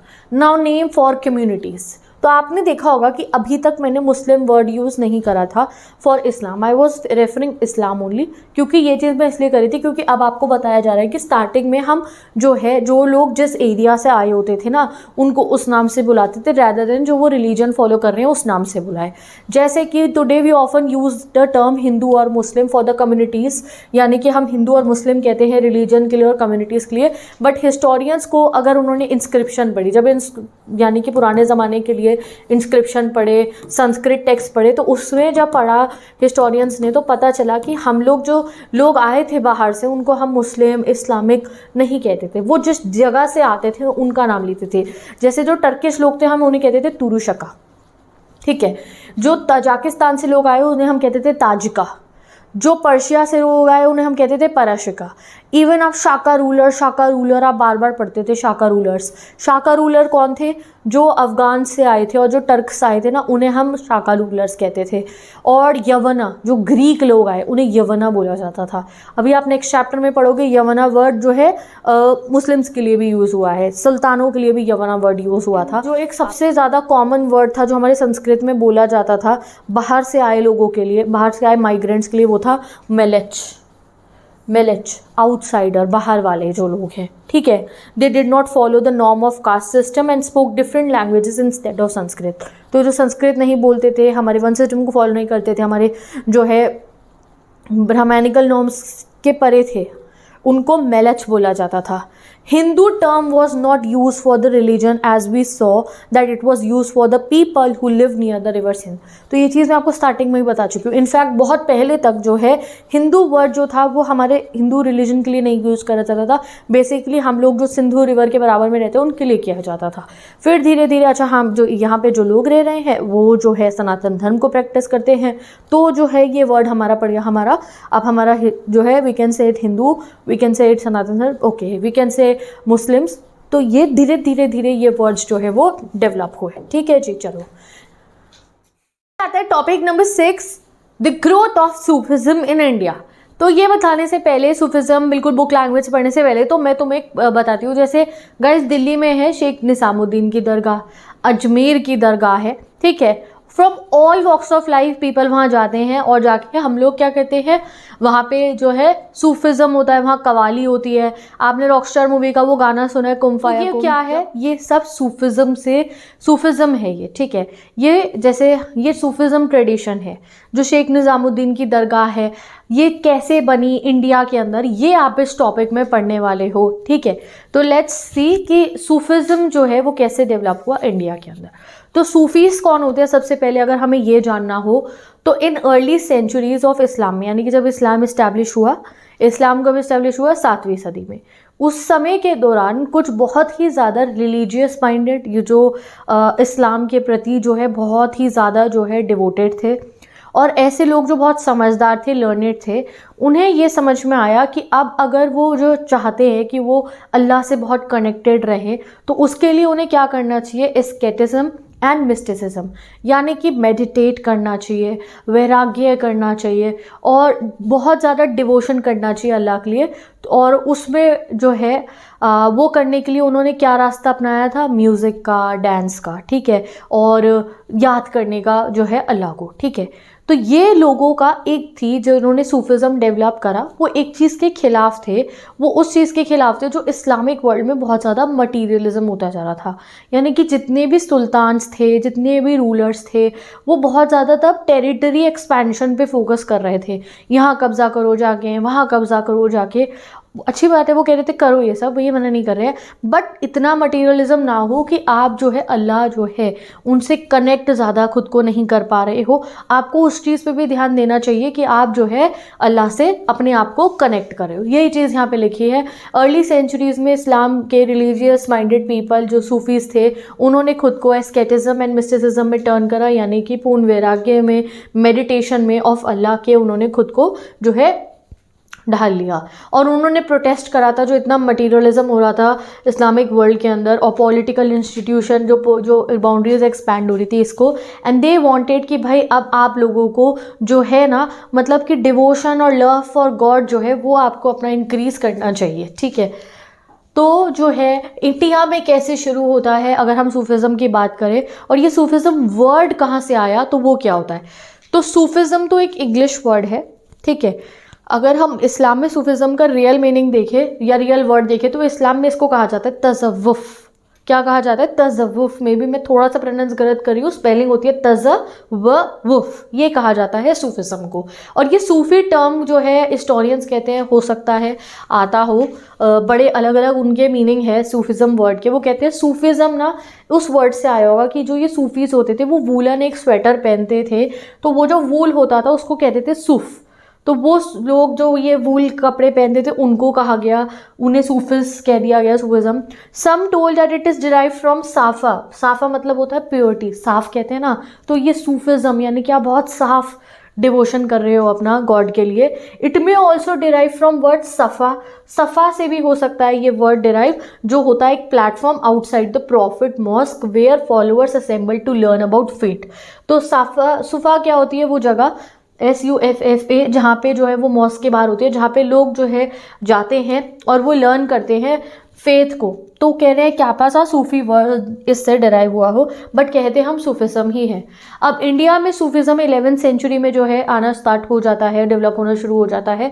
तो वो कैसे हुआ, पढ़ते हैं 6.1 टॉपिक में, खानकाज़ एंड सिलसिलास। खानका ये मैं आपको भी बताऊंगी। तो 11th सेंचुरी में सूफिज्म डेवलप होता है इंडिया के अंदर भी, with a body of literature on Quranic studies and Sufi practices, जहाँ पे कुरानिक स्टडी भी होती थी और सूफी प्रैक्टिसेस भी होती थी। सूफीज़ ने अपनी कम्युनिटीज़ बनाई और उसके अराउंड जो है उन्होंने अपनी खानका बनाई, यानी कि सूफीज़ जो होते थे वो खानका के अंदर रहते थे। खानका को आप हॉस्पाइस भी कह सकते हैं, यहाँ से निकला। हॉस्पाइस मतलब होता है एक ऐसी बिल्डिंग जहाँ पे सबकी सेवा की जा रही हो, और इसको खानका भी कहा जाता है। तो खानकाज या हॉस्पाइसेस का वो रिलीजियस स्पेस थे जहाँ पे सूफी सेंट्स और जो टीचर्स थे वो रहते थे अपने फॉलोअर्स के साथ में। और यहाँ पे वो क्या करते थे, वो वहाँ पे जो है किसके अंडर में रहते थे, अपने टीचर के अंडर में। और उनके टीचर को क्या बोला जाता है, पीर, शेख या फिर मुर्शिद। तो जो सूफी टीचर्स हैं उनको क्या बोला जाता है, जो पूरे खानका को यानी कि पूरी दरगाह को कंट्रोल करते हैं, उन्हें क्या बोला जाता है, पीर, शेख, मुर्शिद। जैसे मैं कह रही हूँ ना शेख निज़ामुद्दीन, तो वो शेख निज़ामुद्दीन की दरगाह है क्योंकि वो वहाँ के टीचर थे और उनके सारे फॉलोअर्स वहाँ पे थे, ठीक है जी। अब जो शेख होते थे वो क्या करते थे, शेख की क्या ड्यूटी होती थी, जो भी जो दरगाह है या जो खानका है उसके जो शेख होते थे उनकी ड्यूटी ये होती थी कि पहले तो वो अपना डिसाइपल जो है वो एनरोल करते थे, जिनको डिसाइपल्स को आप कह सकते हो मुरीद, और वो अपने एक सक्सेसर अपॉइंट करते थे, यानी कि जो शेख है उनकी मृत्यु के बाद आगे कंटिन्यू करेगा। और कंटिन्यू मतलब क्या होता है, अगर हिंदी में, अगर आप मतलब हिंदी तो नहीं कहेंगे इसको हम, कंटिन्यू करना मतलब क्या हो गया, चलते रहना, चलते रहना। और चलते रहना वर्ड का ही मतलब होता है सिलसिला, कि जो है शेख अपना आगे का सक्सेसर अपॉइंट करते थे, जिसको वो अपनी सारी नॉलेज दिया करते थे, जिसको वो फेथ जो है जिसको वो खुद से अपॉइंट करते थे, जो उन्हें काबिल लगते थे, उन्हें पता होता था कि हाँ ये मेरे आगे जो है इस सिलसिले को कंटिन्यू करेंगे, ठीक है। तो फिर वो अपना सक्सेसर भी अपॉइंट करते थे जिसका होता था खलीफा जिनको कहते हैं हम। तो ये ड्यूटी होती थी शेख की। तो ये एग्जाम में क्वेश्चन आएगा, explain the duties of shaikh of the khanqahs. तो खानकास के जो शेख होते थे, पहली ड्यूटी अपने डिसाइपल्स अपॉइंट करना, मतलब मुरीद्स। उसके बाद जो है इनरोल करना डिसाइपल्स को कि मुरीद्स आ रहे हैं वहाँ पे। फिर अपना एक सक्सेसर अपॉइंट करना, जैसे खलीफा कहते हैं। He establish rules for spiritual conduct, कैसे आप स्पिरिचुअल कंडक्ट करोगे एंड कैसे लोग एक दूसरे से इंटरेक्ट करेंगे। दैट इज दरगाह। अब हम दरगाह के बारे में पढ़ेंगे। तो दरगाह एक पर्शियन टर्म है जिसका मतलब होता है टूम्ब या फिर श्राइन। टॉम्ब या फिर श्राइन को कहते हैं दरगाह, ठीक है। जैसे व्हेन द शेख डाइड, जैसे जब शेख की मृत्यु हो जाती थी तो उसके बाद उनकी जो टूम्ब और श्राइन होती थी वो डिवोशन का सेंटर बन जाती थी फॉलोअर्स के लिए। यानी कि जब शेख की मृत्यु हो गई तो जितने भी फॉलोअर्स होते थे, यानी कि जितने भी भक्त होते थे आप कहो, तो वो जाते थे फिर उनकी श्राइन पे। जैसे समाधि पे जाते हैं ना हम लोग, वैसे ही जो शेख की श्राइन होती थी, जहाँ पे उनकी जो टूम है, जहाँ उनकी कब्र है, वहाँ जाके मत्था टेका जाता है, वहाँ जाके लोग प्रे करते हैं। क्यों करते हैं? क्योंकि देखो ये कहा जाता है कि जो शेख होते हैं वो गॉड से कनेक्टेड जब वो धरती पे हैं तब भी हैं, और उनके मृत्यु के बाद वो गॉड से जाके, अल्लाह से जाके कनेक्ट हो जाते हैं। तो उनके पास अगर आप जा रहे हो मतलब आप गॉड से ही कनेक्ट हो रहे हो। और इसी से इनकरेज होता है जियारत। जो है जियारत क्या होता है? ग्रेव पे विजिट करना। ग्रेव जो है शेख की, उसको हम जियारत कहते हैं। और ये एक पॉपुलर पिलग्रिमेज प्रैक्टिस है। जैसे तीर्थ स्थल पे जाते हैं ना, तो ये एक तीर्थ माना जाता है। पर्टिकुलरली जो उनकी डेथ एनिवर्सरी होती है, जो शेख की डेथ एनिवर्सरी होती है, उस दिन लोग जियारत करने जाते हैं, शेख की जो है श्राइन पर जाते हैं। It was believed that after the death of the sheikh, they gets united with the soul of Allah. वो अल्लाह की सोल से यूनाइट हो जाते हैं। जो सूफीज़म में मानते हैं, जो शेख के पास जाते हैं, उनकी ग्रेव पे जाते हैं, उनको क्या बोला जाता है? वाली, WALI, वाली, ठीक है। Now at this 6.2 topic, the outside the khanqahs. तो कुछ ऐसे भी इस्लामिक वर्ल्ड के अंदर जो है मिस्टिक्स होते थे, यानी कि बहुत ज़्यादा तपस्वी वैराग्य करने वाले लोग होते थे, और वो लोग जो है खानकास को नहीं मानते थे, खानकास को वो सपोर्ट नहीं करते थे। वो मेडिकेंसी परफॉर्म करते थे, यानी कि बेगर्स वाला जीवन जीते थे, यानी कि वो भिक्षा मांगते थे।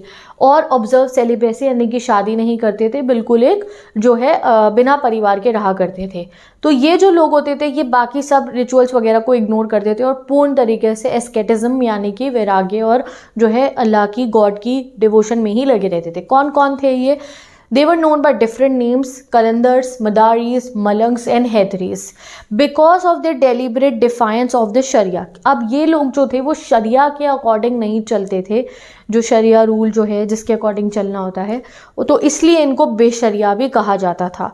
बट जो अगर हम बात करें सूफीज़ की, तो सूफीज़ तो बाशरिया ही थे, यानी कि सूफी तो शरिया को मानते थे। तो जो लोग शरिया के अकॉर्डिंग चल रहे हैं वो कौन है? बाशरिया। और जो लोग जो है शरिया के अकॉर्डिंग नहीं चल रहे वो कौन है? बेशरिया, ठीक है। अब जो हम सूफीज़ के बारे में पढ़ें तो जो चिश्तीज़ थे वो one of the most influential Sufis थे हमारी कंट्री के अंदर। और ये इतना ज़्यादा इन्फ्लुएंस हमारी सोसाइटी में चिश्तीज़ इसलिए कर पाए थे लोगों को क्योंकि इन्होंने जो डिवोशन का तरीका निकाला था वो तरीका निकाला था जो इंडिया में ऑलरेडी प्रेजेंट था। हमारे इंडिया में भगवान से जुड़ने के लिए हम कौन से डिवोशन के पाथ को जो है अपना रहे थे? वो था भक्ति करने के लिए पोम्स गाना, भजन करना, कीर्तन करना। तो सूफीज़ में जो ये चिश्तीज़ थे उन्होंने भी इस चीज़ को बहुत ज़्यादा फॉलो करा, जो लोकल इन्वायरमेंट इंडिया में चल रहा था उसको, ठीक है। चिश्ती खानका की बात करो, यानी कि जहाँ पे चिश्ती सेंट्स रहा करते थे, चिश्ती शेख रहा करते थे, वहाँ पे क्या होता था? उस खानका के अंदर सोशल लाइफ बहुत ज़्यादा चलती थी। बहुत सारे रूम्स होते थे और एक बड़ा सा हॉल होता था जहाँ पे विजिटर्स आते थे और आके प्रे करते थे।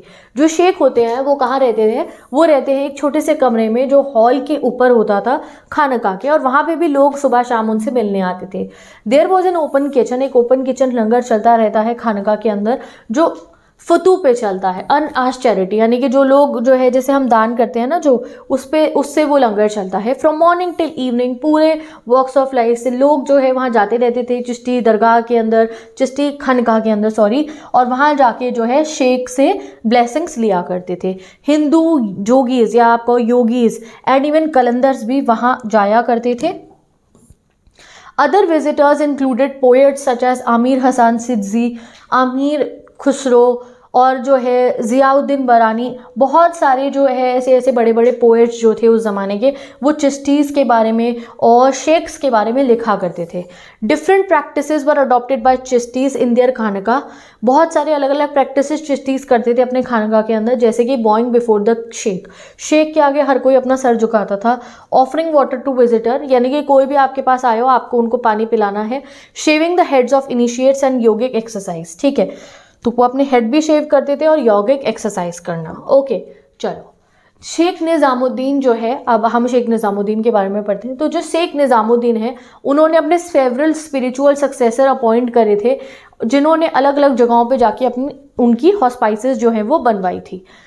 As a result, the teaching and practices and organization of the Chishtis as well as the name of the Sheikh spread rapidly। इसलिए जो है शेख की जो वो थी, जो उनकी टीचिंग्स थी वो बहुत ज़्यादा हमारे इंडिया में फैली, क्योंकि उन्होंने सबसे सक्सेसर अपॉइंट करे, वो अलग अलग जाके उन्होंने लोगों को समझाया और वहाँ पे हॉस्पाइसेस खोली थी।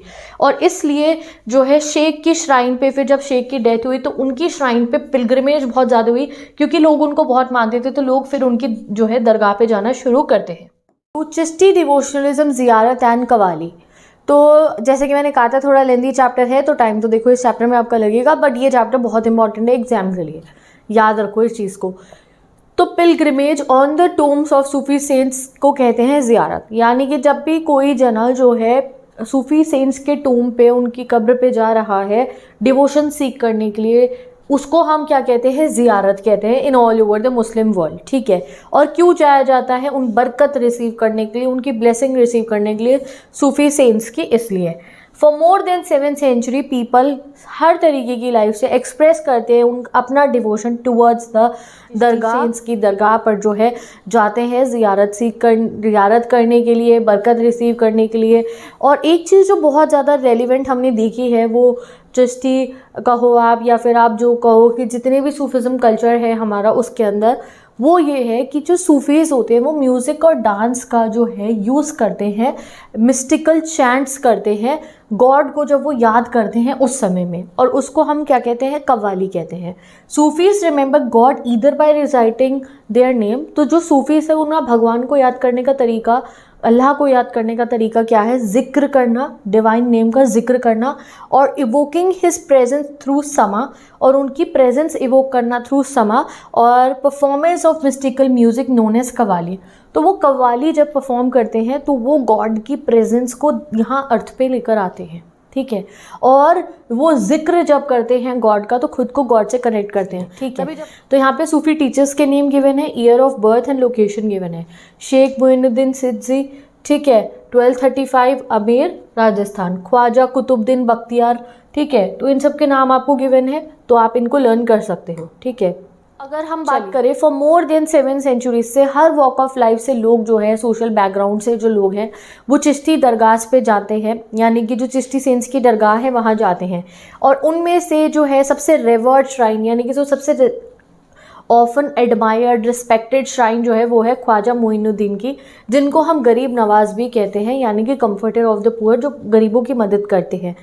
अगर हम अर्लीस्ट टेक्सचुअल रेफरेंस देखें तो ख्वाजा मोइनुद्दीन की जो दरगाह है 14th सेंचुरी से ही बहुत ज़्यादा पॉपुलर है, because of piety of his sheikh, जो शेख की क्लोजनेस थी टुवर्ड्स गॉड, जो शेख का फेथ था उसकी वजह से, और उनके स्पिरिचुअल जो सक्सेसर उन्होंने अपॉइंट करे उनकी वजह से। एंड इवन रॉयल पैट्रनेज भी थी शेख के पास में। जो बड़े से बड़े राजा होते थे, जैसे कि आप बात करो मोहम्मद बिन तुगलक, जिसने इतने सालों तक रूल करा 1324 से 51 तक, वो ऐसा पहला सुल्तान था जिन्होंने शेख मोइनुद्दीन की श्राइन को विजिट करा था। और जो है सुल्तान गियासुद्दीन खलजी के बारे में आपको बता रखा है कि इन्होंने कंस्ट्रक्शन कराया था हाउस का ऑफ द टूम, ठीक है। Since the shrine was located on the trade route linking Delhi and Gujarat, it attracted a lot of travellers. तो ये श्राइन, कुछ श्राइन की बात हो रही है, ये अजमेर की दरगाह की बात हो रही है, ख्वाजा मोइनुद्दीन गरीब नवाज की जो कहा जाता है दरगाह की ये बात हो रही है। तो इस दरगाह में बहुत सारे ट्रैवलर्स जाते थे, जाके जो है ज़ियारत करते थे, एंड जो है रॉयल पीपल भी जाया करते थे, ठीक है। Even by 16th century the shrine had become very popular. In fact अगर आपको पता ही होगा कि अजमेर में जो है ना, अकबर भी जो है इस टूम को बहुत बार विजिट करते थे अपने लाइफ टाइम में। अकबर 14 टाइम्स जो है शेख मोइनुद्दीन की जो है दरगाह पर गए, अजमेर दरगाह पर वो गए। और आज के समय में भी आपको पता है कि एक गिफ्ट जो है अकबर ने गिफ्ट करा था इस दरगाह में, वो क्या था, एक देग था। देग क्या होता है, बड़ा सा पतीला होता है, वो आज भी यूज़ होता है इस दरगाह के अंदर, जिसमें खिचड़ी और चावल जो है वो बना करते हैं। ही मेंटेन दिस ट्रेडिशन अंटिल 1580 तक वो जाते थे यहाँ पे। बहुत सारे, जैसे कि कोई वॉर पे जाना उससे पहले, कोई जो है उनका कोई अगर कुछ उन्होंने मांगा हो और वो पूरा हो जाए तो जाते थे। ब्लेसिंग्स लेने के लिए वो जाया करते थे दरगाह पे। 1568 में देग उन्होंने ऑफ़र करा था जो है वहाँ पे, और ये इसके अंदर आज तक जो है कुकिंग होती है, जो लोग वहाँ जाते हैं उनके, जैसे लंगर जो चलता है उसके लिए, ठीक है। 7.3 टॉपिक, लैंग्वेज एंड कम्युनिकेशन। बताया जा रहा है कि सिर्फ ऐसा नहीं था कि चिश्तीज़ ने लोकल लैंग्वेजेस को अडॉप्ट करा था समा के लिए, यानी कि कवाली करने के लिए। इनफैक्ट जो है, जो चिश्ती सिलसिला के लोग थे जो दिल्ली में रहते थे, वो लोकल लैंग्वेज जो हिंदावी थी उसी में आपस में बात करते थे। बाबा फरीद जो थे, उन्होंने बहुत सारे लोकल लैंग्वेजेस में जो है कंपोजिशंस करी थी, जिसको इवन गुरु ग्रंथ साहिब के अंदर भी जो है इंक्लूड करा गया। कुछ सूफीज़ ने कंपोज करी लॉन्ग पोम्स, जिनको लोग पढ़ा करते थे, रीड करा करते थे, और जो है उसको इन्जॉय करा करते थे। पोएम्स कंपोज करते थे जिन्हें लोग पढ़ा करते थे, ठीक है। और जो है साथ ही के साथ में ये लोग डिवाइन लव दिखाने के लिए जो है ह्यूमन लव को एज अ एलिगोरी यूज़ करे थे। एलिगोरी मतलब क्या होता है, जैसे एक मतलब भगवान की तरफ प्यार दिखाने के लिए इन्होंने जो है दो इंसानों के बीच के प्यार को दिखाया कि इतना प्यार कोई इंसान एक दूसरे से कर सकता है, वैसे ही हम भी भगवान को वैसे प्यार करते हैं। तो फॉर एग्जांपल पद्मावत, इसको कंपोज करा था मोहम्मद जियाजी ने, मलिक मोहम्मद जियाजी ने। इसमें रोमांस दिखाया गया पद्मिनी का एंड रत्ना सेन का, जो किंग है चित्तौड़ के।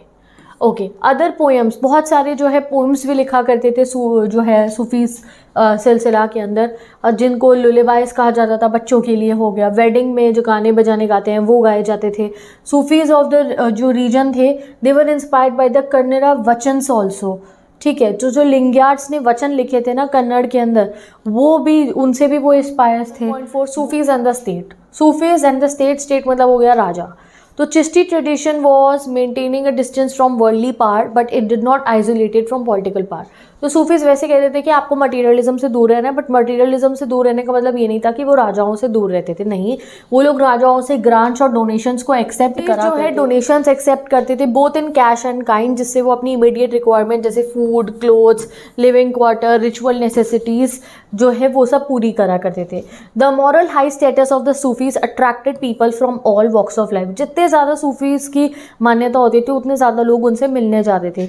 और जो किंग होते थे ना गाइस, किंग भी सूफीज़, जो अगर हम किंग का और सूफीज़ का रिलेशन पढ़े तो किंग भी सूफीज़ को जाकर मानते थे। आपको एक एग्जाम्पल दे रखा है कि जब टर्किश लोग जो है दिल्ली सल्तनत इस्टेब्लिश हुई थी, तो सूफी ने इस चीज़ का जो है मना करा था कि जैसे कि अब वहाँ पे हमारे दिल्ली में उस समय पे जो है पॉपुलेशन थी वो नॉन मुस्लिम थी, तो उनके ऊपर शरिया के अकॉर्डिंग रूल नहीं करना चाहिए। तो सूफीज़ ने इस चीज़ को कहा था। Sufi resisted the insistence of the ulema on imposing sharia as a state law because they anticipated opposition from their subject, क्योंकि उन्हें पता था कि जो है यहाँ पे जो है नॉन मुस्लिम सब्जेक्ट है, तो शरिया का रूल नहीं होना चाहिए। The sultans also came to depend on the Sufis to interpret sharia. कई बार सुल्तान्स आते थे सूफीज़ के पास में शरिया को इंटरप्रेट करने के लिए। इट वॉज बिलीव दैट जो औलिया हैं वो जो है गॉड से जो है कनेक्ट कर सकते हैं, गॉड से बात कर सकते हैं, तो इसलिए वो जो है शरिया को समझने के लिए और गॉड को समझने के लिए सुल्तान जो है सूफीज़ के पास आते थे। एज अ रिज़ल्ट बहुत सारे किंग ऐसा करते थे कि जो सूफीज़ की श्राइन होती थी ना, अपने महल भी उन्हीं के आसपास में वो बनाया करते थे, ठीक है। However there were instances of conflicts between sultans and Sufis also. कई बार हमें इंस्टेंसेस भी देखे हैं जहाँ पे सुल्तान की और सूफीज़ की नहीं बनती थी। To assert their authority, both expected certain rituals performed such as prostration and kissing of the feet. क्योंकि जो है जैसे राजा लोग भी जो यहाँ पे होते थे, जो सुल्तान्स थे, वो जैसे कि झुककर उनके फीट को टच करो, उनके किस करो उनके हैंड पे से, ठीक है, बिल्कुल ही झुक के आपको उनसे मिलना है, वो भी ये चीज़ मानते थे. And Sufi shaikh was address with high sounding titles. Even जो सूफी शेख्स होते थे उनको भी हाई साउंडिंग टाइटल से रेफर करा जाता था, जैसे Nizamuddin Auliya addressed as Sultan ul Mashaikh by their disciple. तो उनके डिसाइपल्स उन्हें क्या बुलाते थे? सुल्तान उल मशेख, ठीक है. और ऐसे ही बहुत सारे कभी कभी राजा और उनके बीच में कॉन्फ्लिक्ट भी हो जाता था. अब चिश्तीस के अलावा और भी कुछ जो है सूफीज हमारी कंट्री में प्रेजेंट थे, जैसे कि सहरावदी अंडर द दिल्ली सल्तनेट और नक्शाबंदी अंडर द मुगल्स, ठीक है. और भी हमारे यहाँ पे सूफीज थे, ठीक है. In some cases Sufi accepted the courtly officers also. तो हमारा सूफिज्म वाला भी टॉपिक कंप्लीट होता है. आपको याद रखना सूफिज्म इंडिया में कैसे डेवलप हुआ, चिश्ती खानकाह में क्या होता है, कौन कौन लोग विजिट करते हैं, ज़ियारत क्या है और ज़िक्र क्या होता है, कवाली क्या होती है, कौन कौन से राजा जो है दरगाहों को विजिट करते थे, ये सब आपको याद रखना है, ठीक है. चलिए अब आते हैं हम अपने नेक्स्ट टॉपिक पे और चैप्टर बस ख़त्म ही होने वाला है. New devotion paths dialogue dissent in northern India. इसमें हम पहले कबीरदास जी के बारे में पढ़ेंगे, फिर हम गुरु नानक देव जी के बारे में पढ़ेंगे एंड लास्ट में हम पढ़ेंगे मीराबाई के बारे में. तो अगर हम कबीरदास की बात करें तो हमें कबीरदास जी की लाइफ के बारे में बहुत कम पता है. ऐसा माना जाता है कि ये हिंदू फैमिली को बिलोंग करते थे, बट इनका जो पालन पोषण हुआ है यानी कि इनका जन्म हिंदू फैमिली में हुआ था और इन्हें बड़ा करा गया है एक मुस्लिम जुल्हा फैमिली के अंदर. और इनकी जो कंपाइलेशन है यानी कि जो कुछ भी कबीरदास ने दोहे लिखे, जो भी कुछ वो बोला, वो उन्होंने लिखा कुछ नहीं था, वो बोला करते थे और इनके डिसाइपल्स ने बाद में इस चीज़ को लिख लिया था. Hagiographies within which Vaishnava tradition suggest that he was initiated into bhakti by a guru called Ramananda. तो वैष्णवास ने लिखा है हेगियोग्राफीज के अंदर यानी कि कबीर के जीवनियों के अंदर कि जो है उनको जो है भक्ति मूवमेंट की तरफ लेकर गए थे उनके गुरुजी, जिनका नाम था रामानंदा. जो कबीर की पोएम्स है उनमें जो वर्ड है गुरु एंड सदगुरु यूज़ हुआ है, but do not mention the name of specific गुरु. तो कहते हैं उनके गुरु रामानंद थे और उनकी पोएम में मेंशन है गुरु सदगुरु, बट रामानंदा ही वो थे, ये मेंशन नहीं है. Historians pointed out that it is very difficult to establish that Ramanand and Kabir were contemporaries. तो वो हिस्टोरियंस कहते हैं कि अब ये कहना कि रामानंद जी और कबीर जी सेम टाइम पे थे, एग्जिस्ट करते थे, ये अभी हम पक्का नहीं कह सकते हैं. Weaving divine fabric Kabir. तो कबीर बीजक जो है is preserve by the Kabir Panth, the path और सेक्ट ऑफ कबीर. तो जो लोग कबीर को फॉलो करते हैं उन्हें कहते हैं कबीर पंथ. ये वाराणसी में रहते हैं उत्तर प्रदेश के और इन्होंने कबीर बीजक को प्रिजर्व करा था. नेक्स्ट है Kabir Granthavali. It is associated with Dadu Panth in Rajasthan and many of his composition are found in the Adi Granth Sahib also. एक पंथ और है यानी कि एक और फॉलोअर्स हैं उनके जो राजस्थान से आते हैं जिनको कहते हैं दादू पंथ. उन्होंने कबीर की कौन सी कंपाइलेशन करी थी? कबीर ग्रंथावली, ठीक है. और कबीर की बहुत सारे ऐसे दोहे हैं जो आदि ग्रंथ साहिब में भी मेंशन है. कबीर की जो पोएम है वो आज तक सरवाइव करती हैं एंड इनकी जो भक्ति का तरीका था वो कौन सा था? निर्गुण भक्ति ये करते थे. ये निर्गुण लैंग्वेज में अपनी पोम्स को लिखते थे और इनफैक्ट ये उलट बसंती का यूज़ करते थे जिसको कहते हैं हम अपसाइड डाउन सेइंग्स. आपको कबीर के कोई दोहे पता है? उल्टी बात कहते थे वो, मतलब कि उल्टी वे में अपने बातों को प्रेजेंट करते थे. All these manuscripts and compilation were made long after Kabir's death. तो कबीर जी की जब मृत्यु हो गई थी उसके बाद में उनके जो वर्सेस थे उनको लिखा गया था, प्रिंट कराया गया था बंगाल में, गुजरात में, महाराष्ट्र में भी. These hint at the difficulties of capturing the nature of ultimate reality in his words. तो कबीर जो ना हिंट करते थे अल्टीमेट रियलिटी यानी कि जो है गॉड है, कौन है वो पावर, कौन है जो हमें पूरी दुनिया चला रहा है उनमें, ठीक है, उस पर वो हिंट करा करते थे. वो कहते थे the lotus which blooms without flower. जैसे कई बार ऐसा लगता है ना दैट क्या है वहाँ ऊपर, तो मतलब कौन है जो पूरा संसार चला रहा है, कई बार ऐसे मन में आ जाता है. हमें पता है हाँ हमारे सुप्रीम कोर्ट चला रहे हैं, बट फिर हम और चीज़ों को समझने की ऐसा कैसे होता है, ऐसा कैसे होता है. तो वही चीज़ वो कहते थे the lotus which blooms without flower. अब भाई लोटस तो फ्लावर ही है, वो कैसे फ्लावर के बिना ब्लूम करेगा. Fire raising in the ocean, क्या ऐसा हो सकता है कि आग जल रही है ओशन के अंदर. तो वो ये हिंट करते थे. वो अल्टीमेट रियलिटी को समझना हम इंसानों के लिए इतनी आसान बात नहीं है. वो हिंट करते थे ये बातें कह के. तो ये उनके मिस्टिकल एक्सपीरियंसेस पे बेस्ड थी कबीर की ये बातें, ठीक है. Kabir try to describe ultimate reality including Islam, इस्लाम को भी इंक्लूड करके वो अल्टीमेट रियलिटी बताते थे। According to him ultimate reality was Allah, Khuda, Hazrat, पीर। वो कहते थे कि अल्टीमेट रियलिटी कौन है, वो है अल्लाह, खुदा, हज़रत, पीर। ही ऑल्सो यूज सर्टेन वैदिक टर्म्स सच एज ब्राह्मण एंड आत्मा, वो कुछ वैदिक टर्म्स भी यूज़ करते थे, ब्राह्मण एंड जैसे आत्मा, ठीक है। He also use some yogic traditional terms such as shabd और शून्य, एम्प्टीनेस। तो वो यौगिक वो टर्म्स भी यूज़ करते थे, जैसे साउंड हो गया, एम्प्टीनेस हो गया, शून्य। Some of the poems of Kabir express conflicting and diverse idea, कुछ कुछ कबीर की ऐसी पोएम है जो डाइवर्स आइडियाज़ को शो करती हैं। Some poems attack the Hindu polytheism and idol worship and other use of Sufi concept of zikr to express love towards God. Poems है जहाँ पे हिंदू पॉलीथिज्म का एंड आइडल वर्शिप को कबीर की पोम्स जो है अटैक करती हैं, और कुछ में वो जो है सपोर्ट करती हैं कॉन्सेप्ट ऑफ सूफिज़म के जो होता है जिक्र, यानी कि नाम लेने को गॉड के। और अगर हिंदुइज़्म में उसी प्रैक्टिस को हम कहते हैं नाम सिमरन। तो सिमरन मतलब क्या होता है, याद करना, भगवान के नाम को याद करना का मतलब होता है सिमरन। तो नाम सिमरन, रिमेम्बरेंस ऑफ गॉड नेम को सपोर्ट करते थे कबीर। अभी इनफैक्ट इनमें से जो पोएम्स मैं आपको बता रही हूँ, हमें अभी पक्का भी नहीं पता है काफ़ी सारी पोएम्स का कि क्या शायद सच में वो कबीर जी ने ही लिखी थी या नहीं लिखी थी। Historians have tried to analyse the language, style and content of this poem. Historians try कर रहे हैं। इनफैक्ट बहुत सारे डिबेट तो इस बात पे भी चलती है कि कबीर जी हिंदू थे या मुस्लिम थे बाय बर्थ। ये चीज़ उनके हैगियोग्राफीज में भी रिफ्लेक्ट की गई है। टॉपिक पे बाबा Guru Nanak Dev ji and the sacred world, ठीक है। तो अभी हम बाबा गुरु नानक देव जी के बारे में पढ़ेंगे और कैसे सिखिज़म इस्टेब्लिश हुआ ये पढ़ेंगे। तो बाबा गुरु नानक देव जी जो हैं वो बॉर्न हुए थे विलेज में जिसका नाम था ननकाना साहिब, जो रावी नदी के किनारे है इन पंजाब, 1469 में, ठीक है जी। He train to be an accountant, वो एक अकाउंटेंट थे एंड उन्होंने पर्शियन स्टडी करी थी। जो बाबा गुरु नानक देव जी थे उनकी शादी हो गई थी at a very young age and उन्होंने मोस्ट ऑफ द टाइम था अपनी लाइफ का, पता आपको किनके साथ गुजारा था, सूफीज़ के साथ में और बहुत सारे भक्त्स के साथ में, और वो बहुत ज़्यादा ट्रैवल किया करते थे। टीचिंग्स ऑफ गुरु नानक देव जी की अगर हम बात करें तो उनकी टीचिंग्स में रिफ्लेक्ट्स होते हैं हाइम्स, और ये हाइम्स सजेस्ट करते हैं निर्गुण भक्ति को, यानी कि भगवान जी की भक्ति करना, एक एब्स्ट्रैक्ट फॉर्म ऑफ गॉड की भक्ति करने को वो सपोर्ट करते थे। He rejected sacrifices, ritual baths, image worship and the scriptures of Hindus and Muslim. According to him the absolute और रब हैड नो जेंडर और फॉर्म। बाबा गुरु नानक देव जी के अकॉर्डिंग जो भगवान है, जो वो है, वो फॉर्मलेस है, वो ना मेल है ना फीमेल है, वो रब है, ठीक है। He proposed a simple way to connect with divine is by taking the divine name. उनका भी यही कहना था कि अगर आपको भगवान जी से कनेक्ट करना है तो एक ही तरीका है कनेक्ट करने का, डिवाइन नेम को जो है नाम सिमरन करने का, आप भगवान को याद करो, ठीक है। He expressed his ideas through hymns called shabad. उन्होंने अपने आइडियाज़ एक्सप्रेस करे हाइम्स के थ्रू, यानी कि शब्दों के थ्रू, जिनको पंजाबी में लिखा जाता था और अलग अलग राग्स के ऊपर गाया जाता है। शब्द गाते हैं ना गुरुद्वारे में।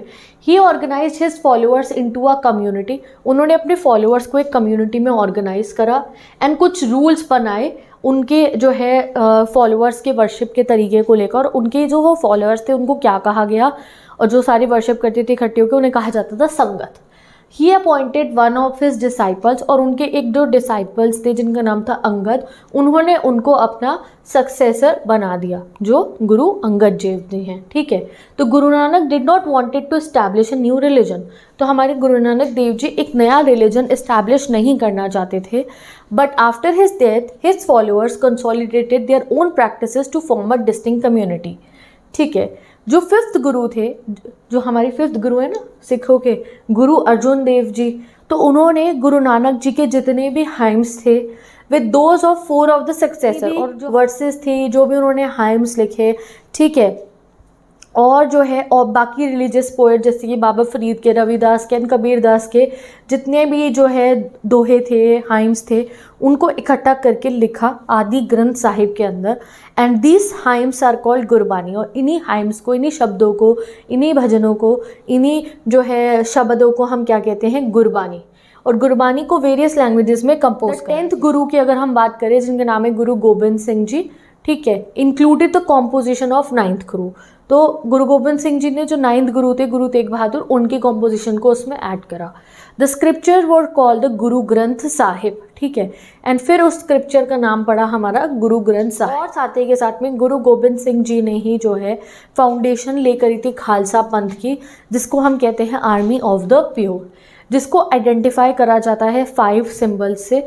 अनकट हेयर, जो अपने बाल नहीं कटवाने हैं, अ डैगर पास में, पेयर ऑफ शॉर्ट्स जो है वो पहनना है, अ कोम, एक कंघा होना चाहिए, और एक स्टील की बैंगल, कड़ा, ठीक है। It was under the leadership of Guru Gobind Singh Ji that community became a socio-religious and a military force। तो गुरु गोबिंद सिंह जी के अंडर में ही जो है सिखिज्म जो है एक पूरी कम्युनिटी, एक रिलीजियस, एक military force. Next topic, Mirabai the devotee princess. तो मीराबाई जो है बेस्ट नोन वुमेन पोएट है हमारे सामने, हमारे सोसाइटी में। मीराबाई कौन थी? एक प्रिंसेस थी, राजपूत प्रिंसेस थी। कहाँ की? मर्दा इन मारवाड़ की। अब उनकी शादी हो जाती है सिसोदिया क्लैन के एक राजा से, मतलब प्रिंस से, एंड वो जो है अपने हस्बैंड को जो है मतलब सबमिट नहीं करती हैं, कि जैसे जो पुराना रोल होता है ना कि आप शादी हो गया, अब आपको जो है अपने हस्बैंड की सेवा करनी है, फिर बच्चे होंगे, बच्चों की सेवा करनी है, और बिल्कुल उसी तरीके से अपनी लाइफ सिर्फ और सिर्फ जो है अपनी फैमिली के लिए जीनी है। वो उस चीज़ को डिफाई करती है, क्योंकि उनके जो जिनसे वो प्यार करती थी वो कौन थे? वो थे भगवान Shri Krishna. She recognize Krishna the avatar of Vishnu as her lover. तो वो कहती थी मैं किसकी बिलवड हूँ? मैं तो कृष्ण जी की बिलवड हूँ।